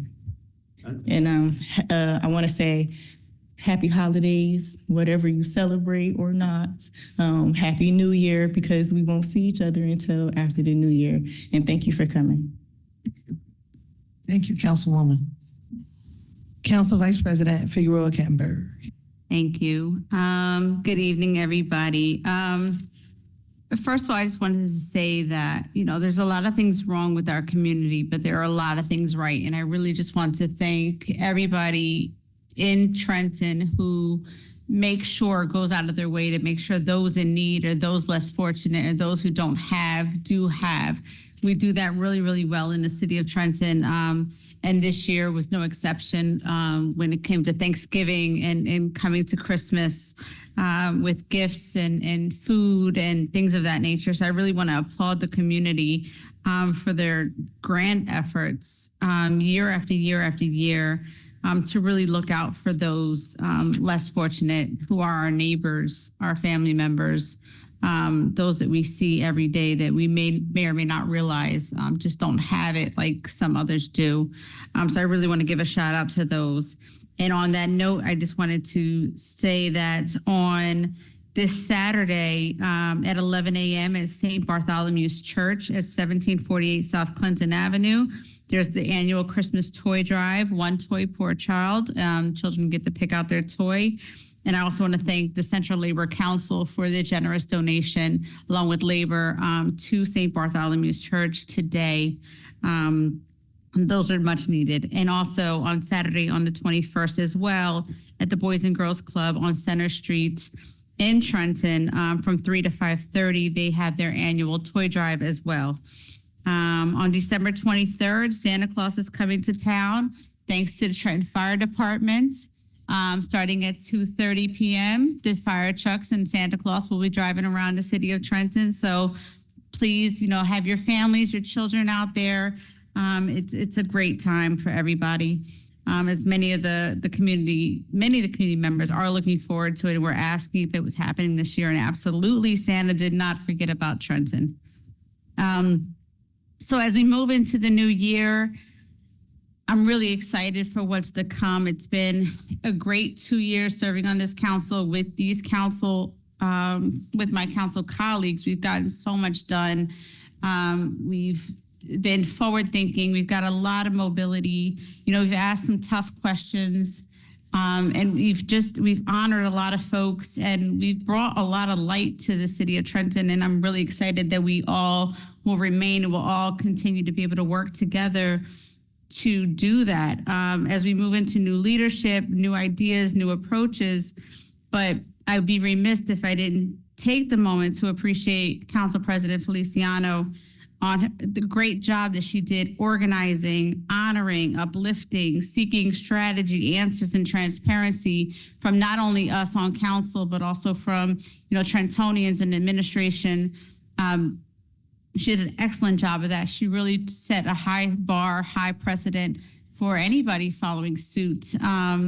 Organization skills through the roof. Which I don't know who's going to be able to fill that seat.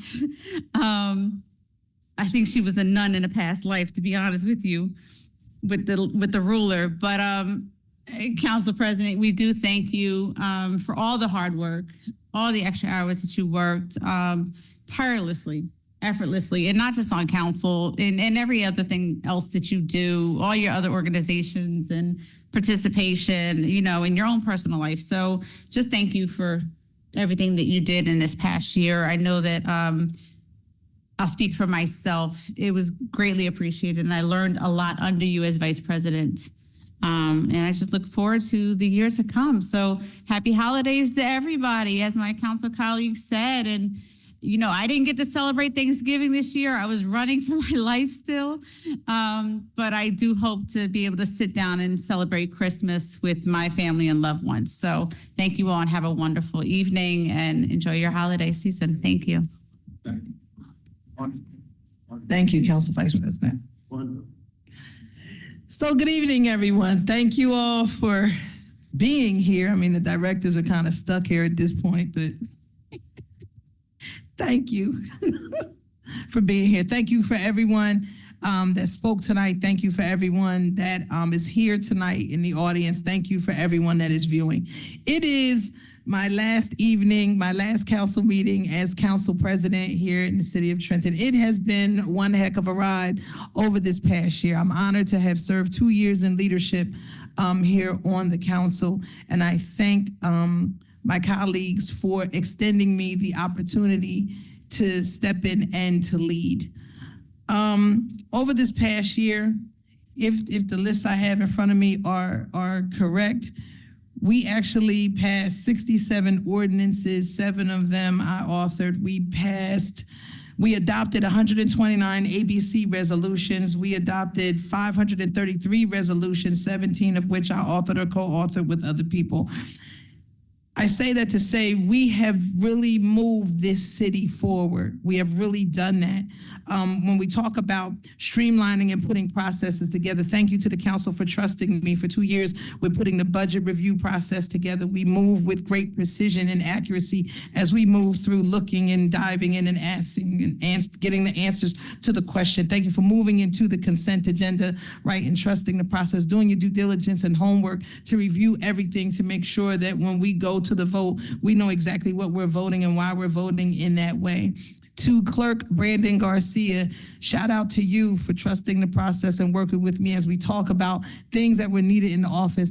The way that you stepped in and trusted about doing the Oprah training and everything, right? You did a great job. You did a training for the directors here, and then you also brought in the GRC, right, and had them do the public training. So kudos to you for trusting and stepping up, right, in your leadership capacity. A lot of people don't understand why sometimes, you know, conversations are had, right? The president does deal with the clerk, you know, just for the docket and the agenda and everything, but I'm a very hands-on type person, right? And so I want everybody to grow, and that is just who I am by nature. So when I see potential in people, I jump on, I take it, and I run. And I'm grateful that you trusted me enough that you're allowing it to go. So as you continue to grow and be great, your department will continue to grow and be a wonderful department with us here servicing the council and the public.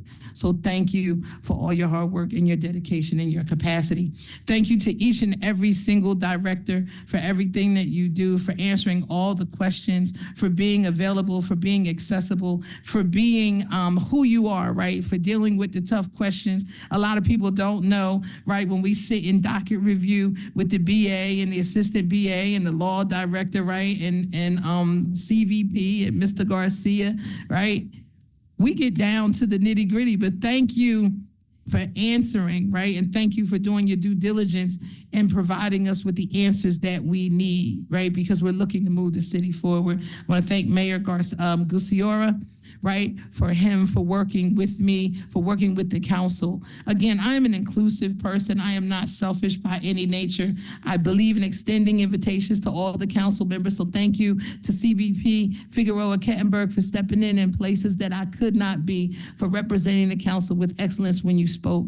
Thank you for stepping in and being with me as we work through some of the tough questions. Thank you for sitting up with me till 1, 2 o'clock in the morning, answering Miss Letitia Peters' questions, right? And then we shouted over to Mr. K, and then he kicked it right on back, and we was moving and grooving in the late hours of the night, the things that the people will never see and people will not know, but the work that's being done. Thank you just for being a good sounding board, CVP Figueroa Kettenberg. Thank you for your love of the city. Thank you for pushing hard in your ward and through the city at large, and for when I would give you certain things to handle that I just didn't have the time or wanted to help you to grow in those areas, you took it full force and ran full speed ahead with it.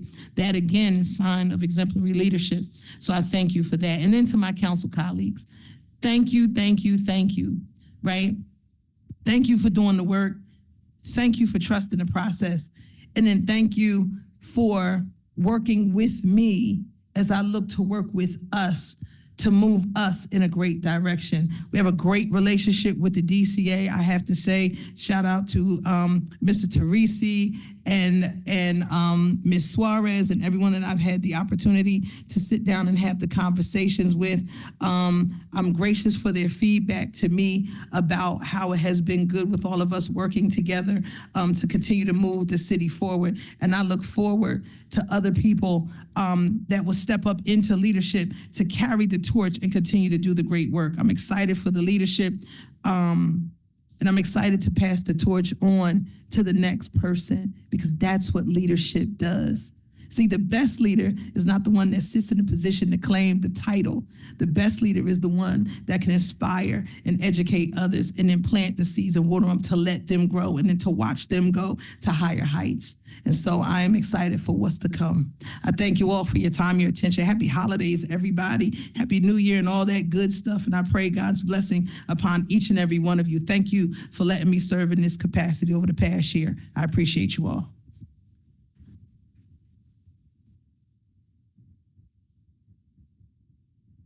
Mr. Garcia. Certainly, Madam President. And I will tell you that it has been a pleasure working with you throughout this year as well. We are moving on with the agenda at this time. If you want to ask for a motion to approve the minutes of September 3rd, September 5th, October 15th, October 17th, and November 7th. Yes. May I have a motion to approve the minutes for September 3rd, September 5th, October 15th, 17th, and November 7th, 2024? So moved. Second. Roll call, Councilwoman Edwards. Yes. Vice President Figueroa Kettenberg. Yes. Councilwoman Frisbee. Yes. Councilwoman Gonzalez. Yes. Councilman Harrison. Yes. Councilwoman Williams. Yes. Council President Feliciano. Yes. Motion carried. And Madam President, if you want to ask for a motion to approve communications and petitions. Absolutely. May I have a motion to approve communications and petitions? So moved. Second. Roll call, Councilwoman Edwards. Yes. Vice President Figueroa Kettenberg. Yes. Councilwoman Frisbee. Yes. Councilwoman Gonzalez. Yes. Councilman Harrison. Yes. Councilwoman Williams. Yes. Council President Feliciano. Yes. Motion carried. Moving on with ordinances for second reading at this time and public hearing. Ordinance 24-77, an ordinance providing for the implementation in the city of Trenton of 5-year tax exemption and abatement pursuant to NJSA 40A21-1 et sec, and approving property tax abatement for residential properties in need of rehabilitation. Are there any members of the public that wish to speak to this ordinance at this time? Seeing none, Madam President, if you want to. Sorry, Council President, I just want to make one quick comment on this. Councilwoman Gonzalez. Thank you. Just because I had a lot of questions and emails in regards to this, I just want to state for the record that after speaking to Director Liston, that anyone who has completed a redeveloper's application prior to this transition, that those will still be honored. So I just wanted to make that public for those who have been asking and emailing and pulling me aside. Thank you. Thank you. May I have a motion to approve? So moved. Second. Roll call, Councilwoman Edwards. Yes. Vice President Figueroa Kettenberg. Yes. Councilwoman Frisbee. Yes. Councilwoman Gonzalez. Yes. Councilman Harrison. Yes. Councilwoman Williams. Yes. Council President Feliciano. Yes. Motion carried. And moving on to resolutions, Madam President, are there any items that you wish to extract for questions to the directors or extract from potential consent agenda? Any council members that have any questions on resolutions beside, not the walk-ons, but the ones that are on the agenda in front of us? Anyone have any questions? I'm sorry, Madam President. For that matter, may I go ahead and recite the walk-ons? Yes. Thank you. We've labeled these walk-ons, and I'll go ahead with the numbers as well. 24-569, resolution accepting and awarding a negotiated contract to Yardville Animal Hospital for veterinarian services for the Department of Health and Human Services, Trenton Animal Shelter, for a period of 1 year from the date of award and an amount not to exceed $75,000 at $180 per hour. RFP 2024-27B. What was the number on that again? 24-569. 569, thank you. Resolution 24-570, resolution authorizing the city of Trenton to exercise the option to extend the shared services agreement entered with the county of Mercer pursuant to resolution 24-428 to provide public health services and ensure public health practice standards of performance for local boards of health in New Jersey. That would be again 24-570. Resolution 24-571, resolution authorizing the cancellation of various grant balances from the federal, state, and county governments in the amount of $2,549,235.53. And that again is resolution 24-571. Resolution 24-572, resolution authorizing transfers to the American Rescue Plan Act 2024, appropriations in total amount of $1,551,805.88. Again, resolution 24-572. Thank you. Those are the walk-on resolutions I have at this time. I'll defer right to you, Madam President. Okay, thank you. So, council, are there any questions about any of the resolutions, now including the walk-ons, that you have before we move to consent agenda? Madam President? Yes. So I don't have a question really on this one. Resolution 24-555. Okay. It talks about the first paragraph, whereas December 7th, resolution number exercises option to exceed the contract with Trenton Health, 1 West State Street, 4th floor. That should be 3rd floor.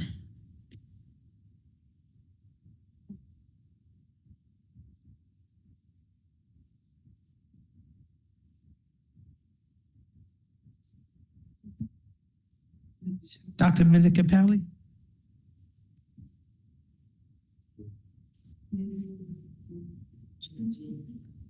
One West State Street. Oh, I'm on the State Street, not here. Never mind. Thank you. Never mind. Thank you. She said it. It's not here. I'm thinking this building. We only have 3 floors in this building. It's not you. It's me. Thank you. We're good on that one. Yes. Any council members have any questions? Yes, Councilwoman Williams. 551, ma'am, and 556. Okay. Thank you. 551 and 556. And I'm also with 556 as well. Okay. Any other council members have any questions on any other resolutions, including the walk-ons? Madam President, Yes, Councilwoman Edwards. I would like to ask for a roll call for 552. Roll call, yeah, okay, roll call on 552. Mr. Garcia. Yep. Comment for resolution 24559. All right, 1 second. 24559. Okay. Anyone else? Madam President, Yes, ma'am. just questions about the walk on 24-571. Okay. 71. Okay. Anyone else?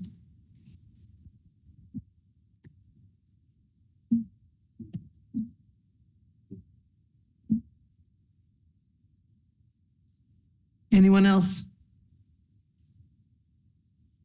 Okay. Let's begin. 24-551. B.A. Richardson.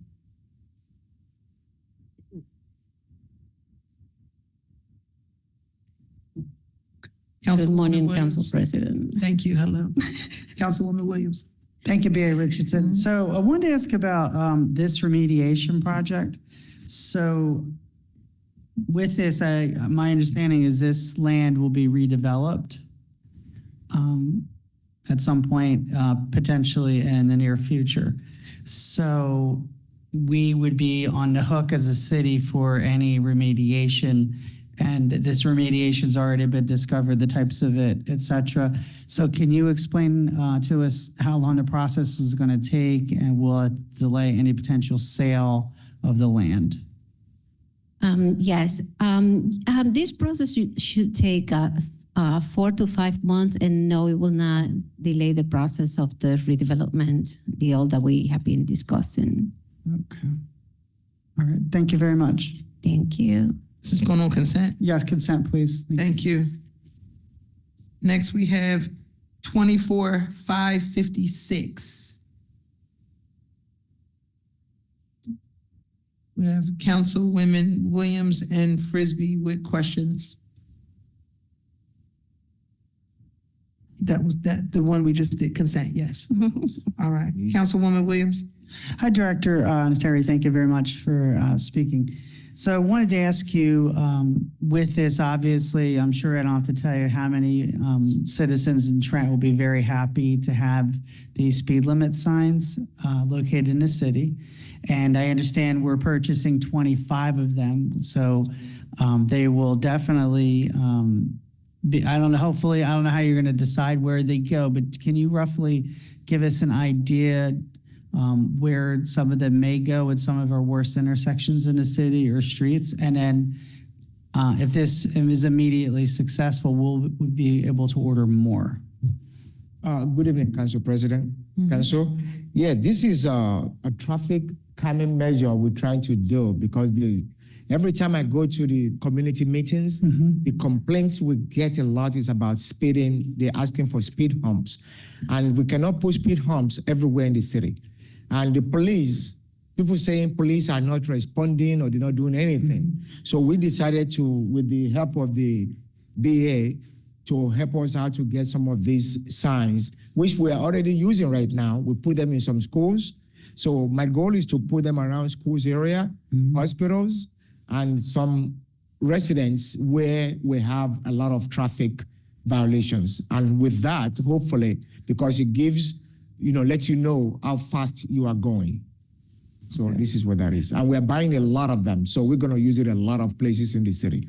Okay, so with only having 25 of them, but particularly I'm thinking for my North Ward, we have a lot of issues, like even just on Broad and Market, which is a 4-lane highway essentially, and I know there's county jurisdiction, but other places like Race Street, that's another area that has a lot of problems with speeding. But even some of our long cross streets like State Street, North Clinton, MLK at certain parts, Princeton Avenue, really once people get away from MLK.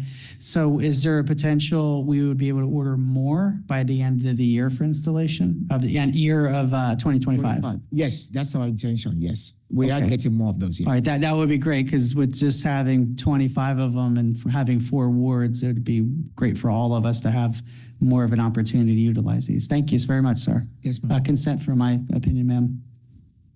Councilwoman Frisbee. Yep. Thank you, Council President. Thank you, Director Onateri, for your time. I wanted to just say one thing and then I have a question.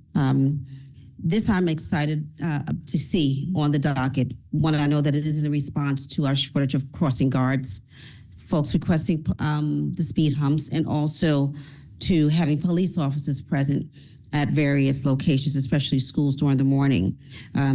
I do see that this is 25 of them, and I'm glad to see that they're going to be in the areas of schools. My concern originally was that there are only 25 of them, but now as I go through my mental register, I realize that there are some schools that already have these in place.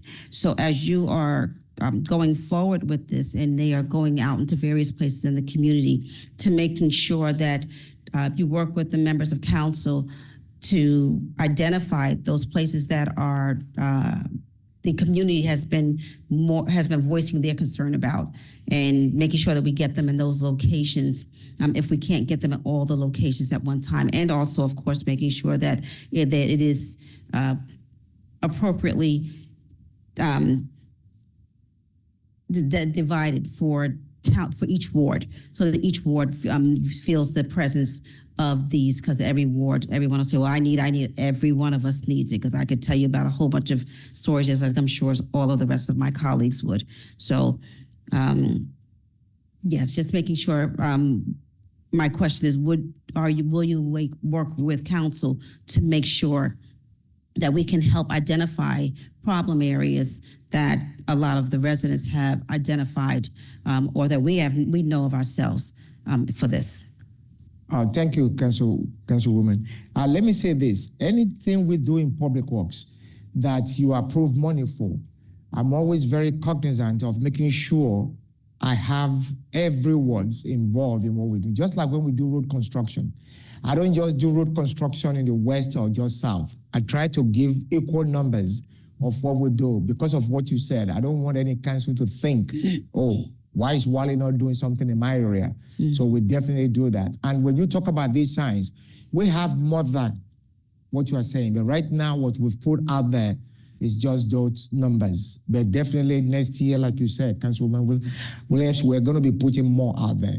So we're going to make sure we put it in every school area in each ward. And like you said, I would definitely like to reach out to you, each council members, to let you know where schools area that we are putting in. And we're not just doing public school, we're also doing all schools. You know, that's one of our priorities, to make sure all schools, because all our children goes to these schools. So that's the goal.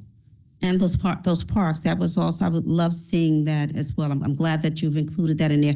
Do we by chance know how many of these we have already in the city? Right now, I believe we have roughly 35 that we have, and we've put them in a major thoroughways. Like when you talk of Stuyvesant, because you have people flying by, and it's unfortunate we cannot put speed hump there. Right. But the schools, we have 3 schools in that area alone. So, and the park is there also. So we definitely have a lot there. And we're going to do this all over the city. Okay.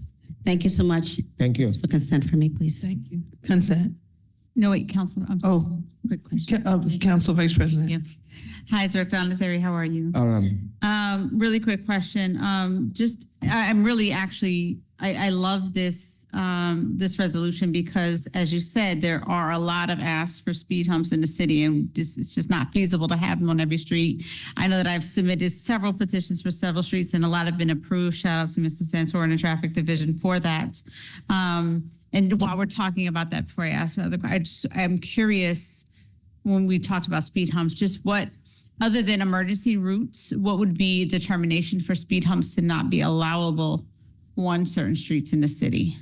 One of the, when you talk about major streets where you have the public, the buses go through, we don't put it in those areas. And any area that is not just inner, when you talk about major street examples, Stuyvesant Avenue, West State streets, those major streets, we cannot put speed humps on them. Again, it's not something just for, we have to go with the NJDOT rules that does not allow us to do that. Okay, and I know this resolution speaks to alternatives to speed humps, which I'm grateful for, as I said. But also I just asked that when speed humps are installed, that they are painted and visible, like the ones behind Trenton High, they're not, and there's not signs indicating that they're speed humps. I know they're there to slow people down, and they absolutely do, especially if you didn't see it coming. So I just asked that in the future that all of them are marked accordingly so that people do see the speed humps when they're coming. We do that. Thank you. Thank you. Madam President. You got one too? Okay, so Councilwoman Edwards and then Councilman Harrison. I just have a quick question. And this is just a follow-up relative to these flashing speed limit signs, because this is something that Councilwoman Williams and I had specifically asked Mr. Santora when he, obliged our meeting of a walk around of the Ferry Street area. He had told us that in order to implement some of the things that we were suggesting that we needed for those intersections along Ferry Street, bridging down to Center Street, when I had recommended 4-way stop signs, and then also some type of traffic remediation from that exit ramp off of Route 1 that pours right to Parker School right there and into the neighborhood. It's a disaster. And the trucks always hit that bridge or tip over, and it's a nightmare of all the traffic that's going onto the Trenton Makes Bridge, and they clog up that area so bad that it's nearly impossible to travel all straight down from Center Street to South Warren to get on 29. You can't even get across that intersection because they're bumper to bumper, and then you have people coming from the opposite way. They block the other side, coming from under the Trenton Mix Bridge to come into the city. They can't even come in. You can't get across. It's a nightmare, and it's every single day, multiple times a day. So with that being said, I want to say we did approve some type of traffic engineer or something like that to be like a bid to put out for that. Yes. What we normally do when we have that situation is we have under our contract, we have an engineer that do a study. I think we did something on MLK. That's how we end up with temporary sign right there now. But they plan to put a traffic light there. Wherever we have that situation, I would definitely look into that and see if we can have a study in that area. Right, thank you. Because just to follow up with that, because this flashing speed limits was also a part of that request for that area, because they open up like a speedway, like they're still on Route 1 when they come off that highway, and they've killed my dog on that street, hit and run. While I was walking across the street with my dog, I've seen multiple cars. That was April 19, 2022. There was multiple cars that have been destroyed, hit and runs, intoxicated drivers that have been hunted down by residents going over. They chased them to PA, and it's been crazy. So we petitioned for speed bumps on that street because the Parker School is right there, and the kids can't even like safely travel. But I want to say, do you have a timeline on when this engineer will be hired to do this study and when that will be completed? What I'm going to do with this study, when I get back to the office tomorrow, I will talk to Anthony and see what we have. We have already an engineer. All we have to do is just present it to the engineer to go out there and do a study. And then hopefully within 2 months, we should be able to get something back. Okay. And then we'll be able to move on to it in January or February. Okay, thank you. Yes, ma'am. Director Onateri, I'd like to thank you and Anthony Santor for listening to the council and the community. This is a great idea. It's more about addressing the community's needs because, like you said, there's a problem with speeding. I know when you do your speed humps, some of them seem to be a little higher, which I kind of particularly like because that maybe will slow people down a lot more. Some are a little lower, but I wish they'd keep them a little higher so that we can maybe slow down. You're right. Because you have a lot of kids that are walking around the city and we want to look out for them, kids, dogs, senior citizens. So thank you again. Thank you and Mr. Santor for your hard work. Appreciate you. Thank you. Thank you. So everybody, this is going on consent? Yes. Okay, thank you. 24,559. Director Douglas, come on down. So I actually, well, this is, although it is that what, was it just me, Madam President? So the question really isn't for Director Douglas, actually for B.A. Richardson. Is in regard to the security system. So I'm glad to see that we are installing these security systems for fire headquarters. I think it is greatly needed. Thank you. So that's really all I have for you.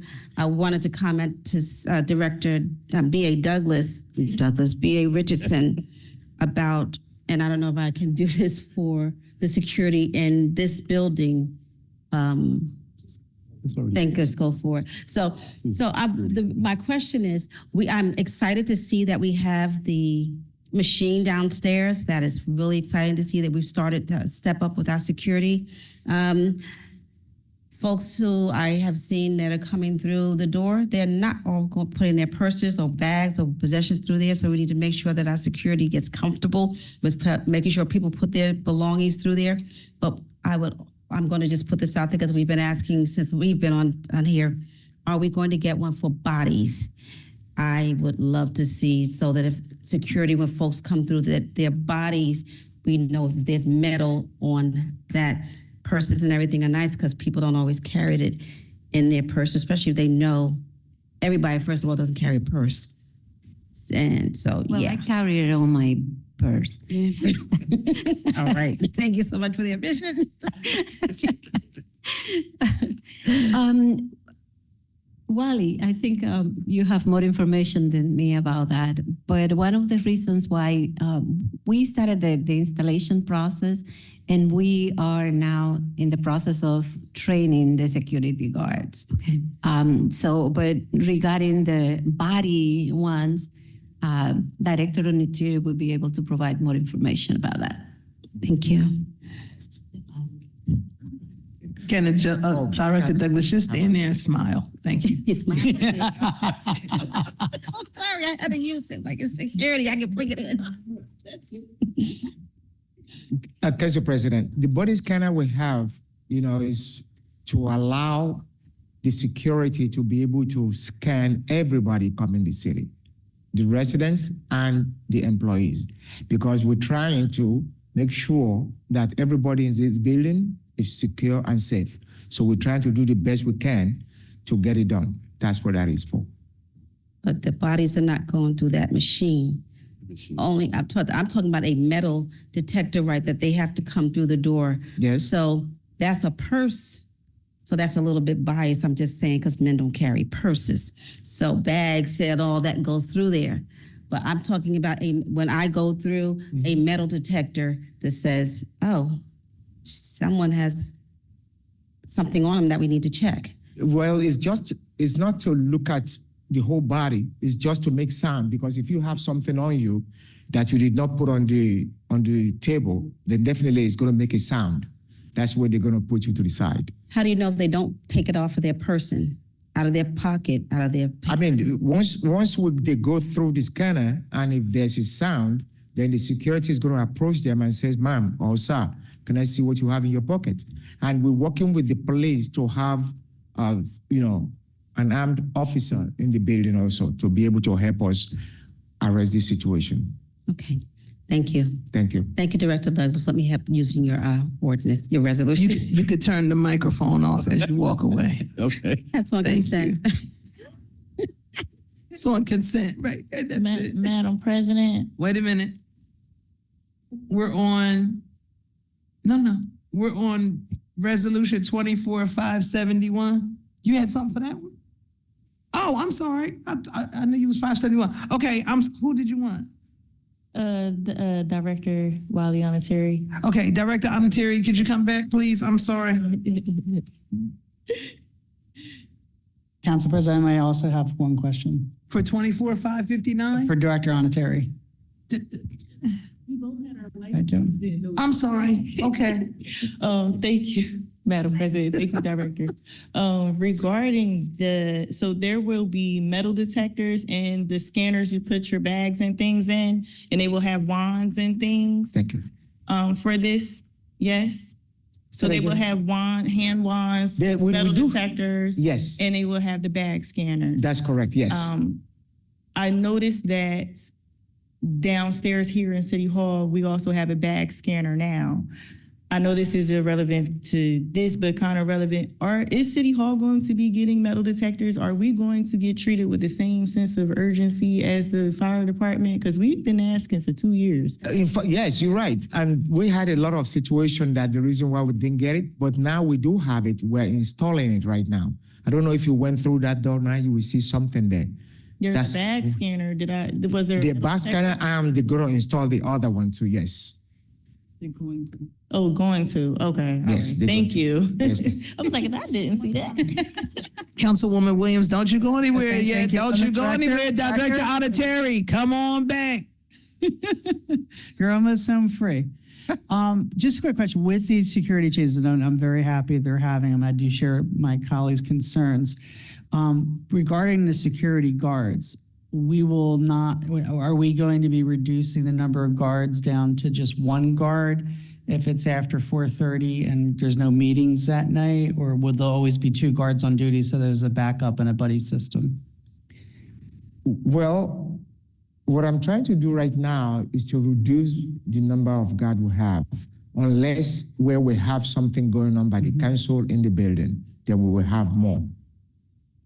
Okay, but on the days where there's no council, zoning, or planning, will there be 2 guards while there's anyone here till like 7 o'clock, or how does that work? I mean, right now the city gonna close. The city closed down at 4:30. When you are not here, the city closed. Employees goes home at 4:30. So by 5:30, the security can also leave. By that time, everybody will be gone. Oh, so there'll be no security at 5:30, After after 5:30? yeah. Okay, so just in case you all are working late, I know what most of you do. I mean, I do work late, and I don't think I need a security guard for me, I'm fine.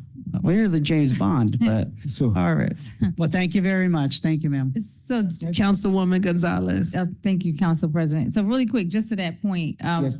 because I kind of missed that. Are you saying we're not going to have two security guards if someone is staying late? They will only be reduced to one. No, if something is going on, if the council is in the building, or we have an event going on. Then you'll have more than one. We'll have more than one. Okay. But when those days where everybody's gone, by 5:30, they'll be gone. So they will only have one security for 1 hour after the closing hours.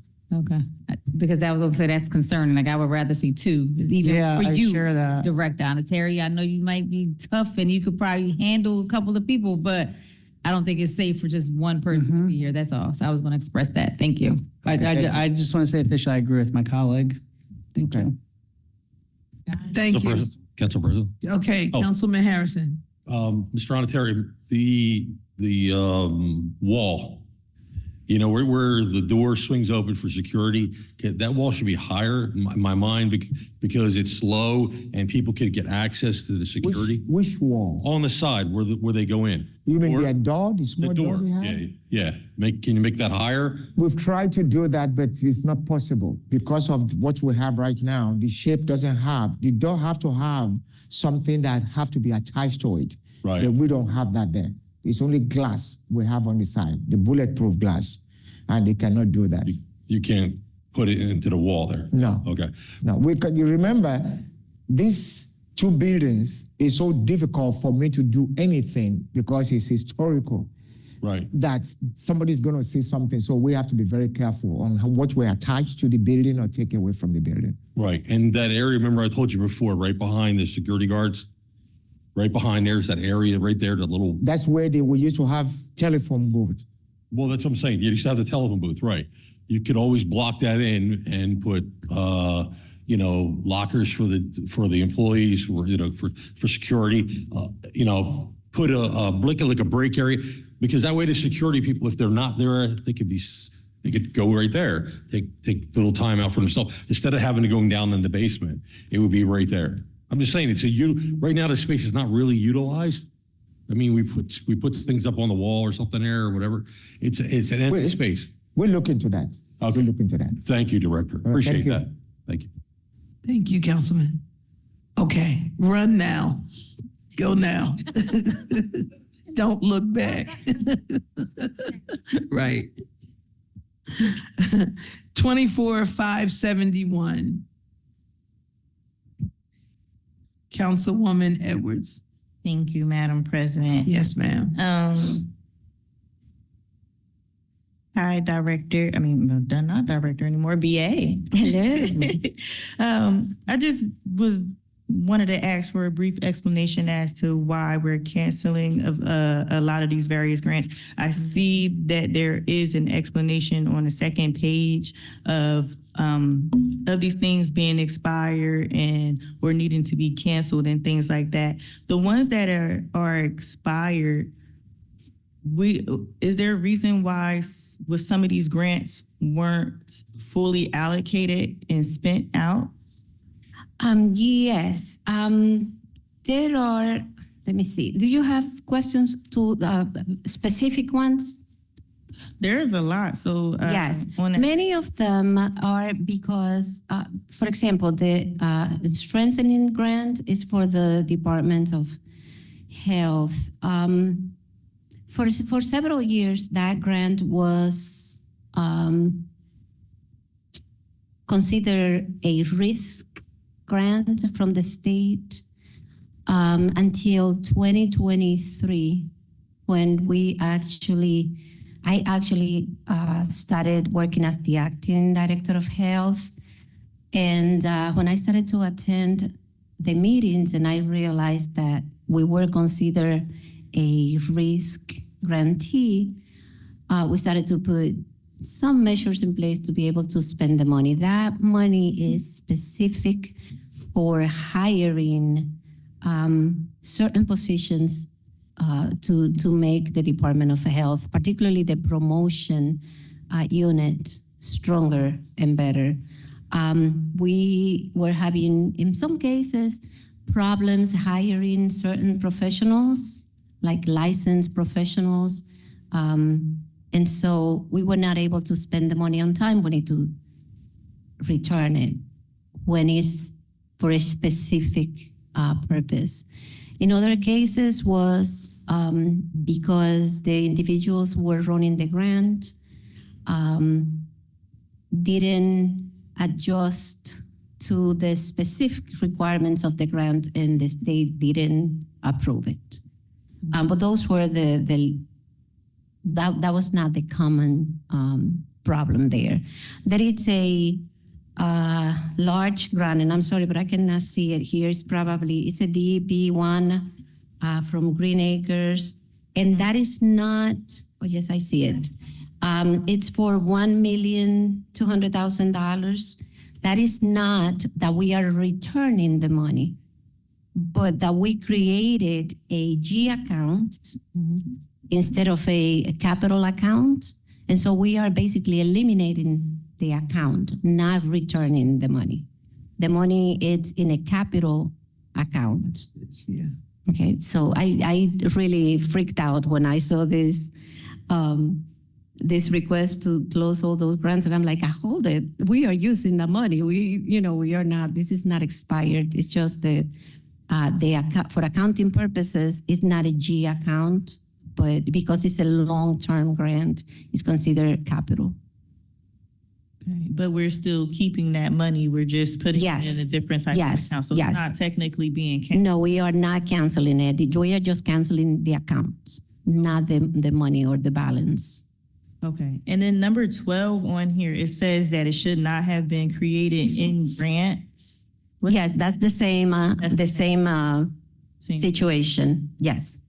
And for the ones that expire, there's quite a few that have expired, but some of them will have like really low balances. But some of these are like strengthening local public health. Yes. I'm not really too concerned about the summer ones because I definitely saw that the summer programs existed and things like that. It's very low balances. You probably just, couldn't spend it or didn't need it at the time. But the other ones, like the one that I mentioned, the strengthening local public health, is quite a few. Yes, and those were the ones that I was referring at the beginning. Those are for specific positions. And if we are not able to hire those positions just because I give you an example. One of the positions that we were supposed to fund with this grant was a health educator. And it took us, well, I can tell you that when I posted the position, it took me almost a year I don't know what was the experience with the previous directors, but in my case, it took me almost a year to hire somebody for that position. And I have to make a commitment with the state that I will hire somebody from the staff that was willing to go through the licensing process to get licensed for the position, and we were able to hire somebody. But if we are not able to hire those positions, then we need to return the money to the state. Okay. And that is the case for that strengthening grant. Okay. Thank you. Thank you. Those were B.A. Richardson, real quick. I think that as when whoever is preparing these spreadsheets is preparing them, in the notes section where you would identify like the $1.2 billion about the reclassification of it to a capital account, that should be in the notes reflected there. Just, you know what I mean? Just state reclassified to C, blah, blah, blah, blah, blah. So I'm on number 10, line number 10. Just put the reclassification in the notes. That would make it a lot easier to the eyes so that people know. Also, when it comes to these grants and everything, and the cancellation, expiration, or whatever is going on with it, I do recall in the beginning that it's always been like an audit finding that we need to work on with that. I know before in the beginning I had asked about getting a grants administrator, someone that can oversee the grants throughout the city, just to make sure to be tasked with knowing the deadlines, the filings, and all of that kind of stuff like that. Are we considering that at all? Yes, we actually, it's, it's funny that you mentioned that because I just asked personnel this week to look for a resume that I remember reading like 6 months ago of somebody that applied for a contract administrator in another department, but I thought that that person would be good for the city as a whole. So that position is being posted and we are contacting a couple of those folks that applied before. So probably February or around that time, we will have a contract administrator to deal with ground citywide. And that'll be able to help out with that. Okay. Yes. Okay. Thank you. All right, so Councilwoman Edwards, consent? Thank you. Thank you, B.A. Richardson. Thank you. With that being said, may I have a motion to appoint the following to consent agenda? Resolution 24-551, Resolution 24-553, Resolution 24-560, 562, 566, 567, 554, 555, 561, 556, 563, 564, 557, 559, 558, 565, 569, 570, 571, and 572. So moved. Second. Roll call, Councilwoman Edwards, Yes. Vice President Figueroa Gettenberg, Yes. Councilwoman Frisbee, Yes. Councilwoman Gonzalez, Yes. Councilman Harrison, Yes. Councilwoman Williams, Yes. Council President Feliciano. Yes. Motion carried. And Madam President, if you want to ask for a motion to approve the loan roll call resolution? Yes, may I have a motion to approve Resolution 24-552? So moved. Second. Roll call, Councilwoman Edwards. Abstain. Did I hear abstain? Yes. Noted. Vice President Figueroa Gettenberg, Yes. Councilwoman Frisbee, Yes. Councilwoman Gonzalez, Yes. Councilman Harrison, Yes. Councilwoman Williams, Yes. Council President Feliciano. Yes. Motion carried. And Madam President, I believe those are all the items we have this evening. Well, Council, this is it. I'm so glad we've had this time together. May I have a motion to adjourn? So moved. Second. Let's go. Come on. Roll call, Councilwoman Edwards, Yes. Vice President Figueroa Gettenberg, Yes. Councilwoman Frisbee, Absolutely. Councilwoman Gonzalez, Yes. Councilman Harrison, Yes. Councilwoman Williams, Yes. Council President Feliciano. Yes. Motion carried, meeting adjourned. All right. Merry Christmas, happy holidays, happy New Year to anyone we don't see. Thank you.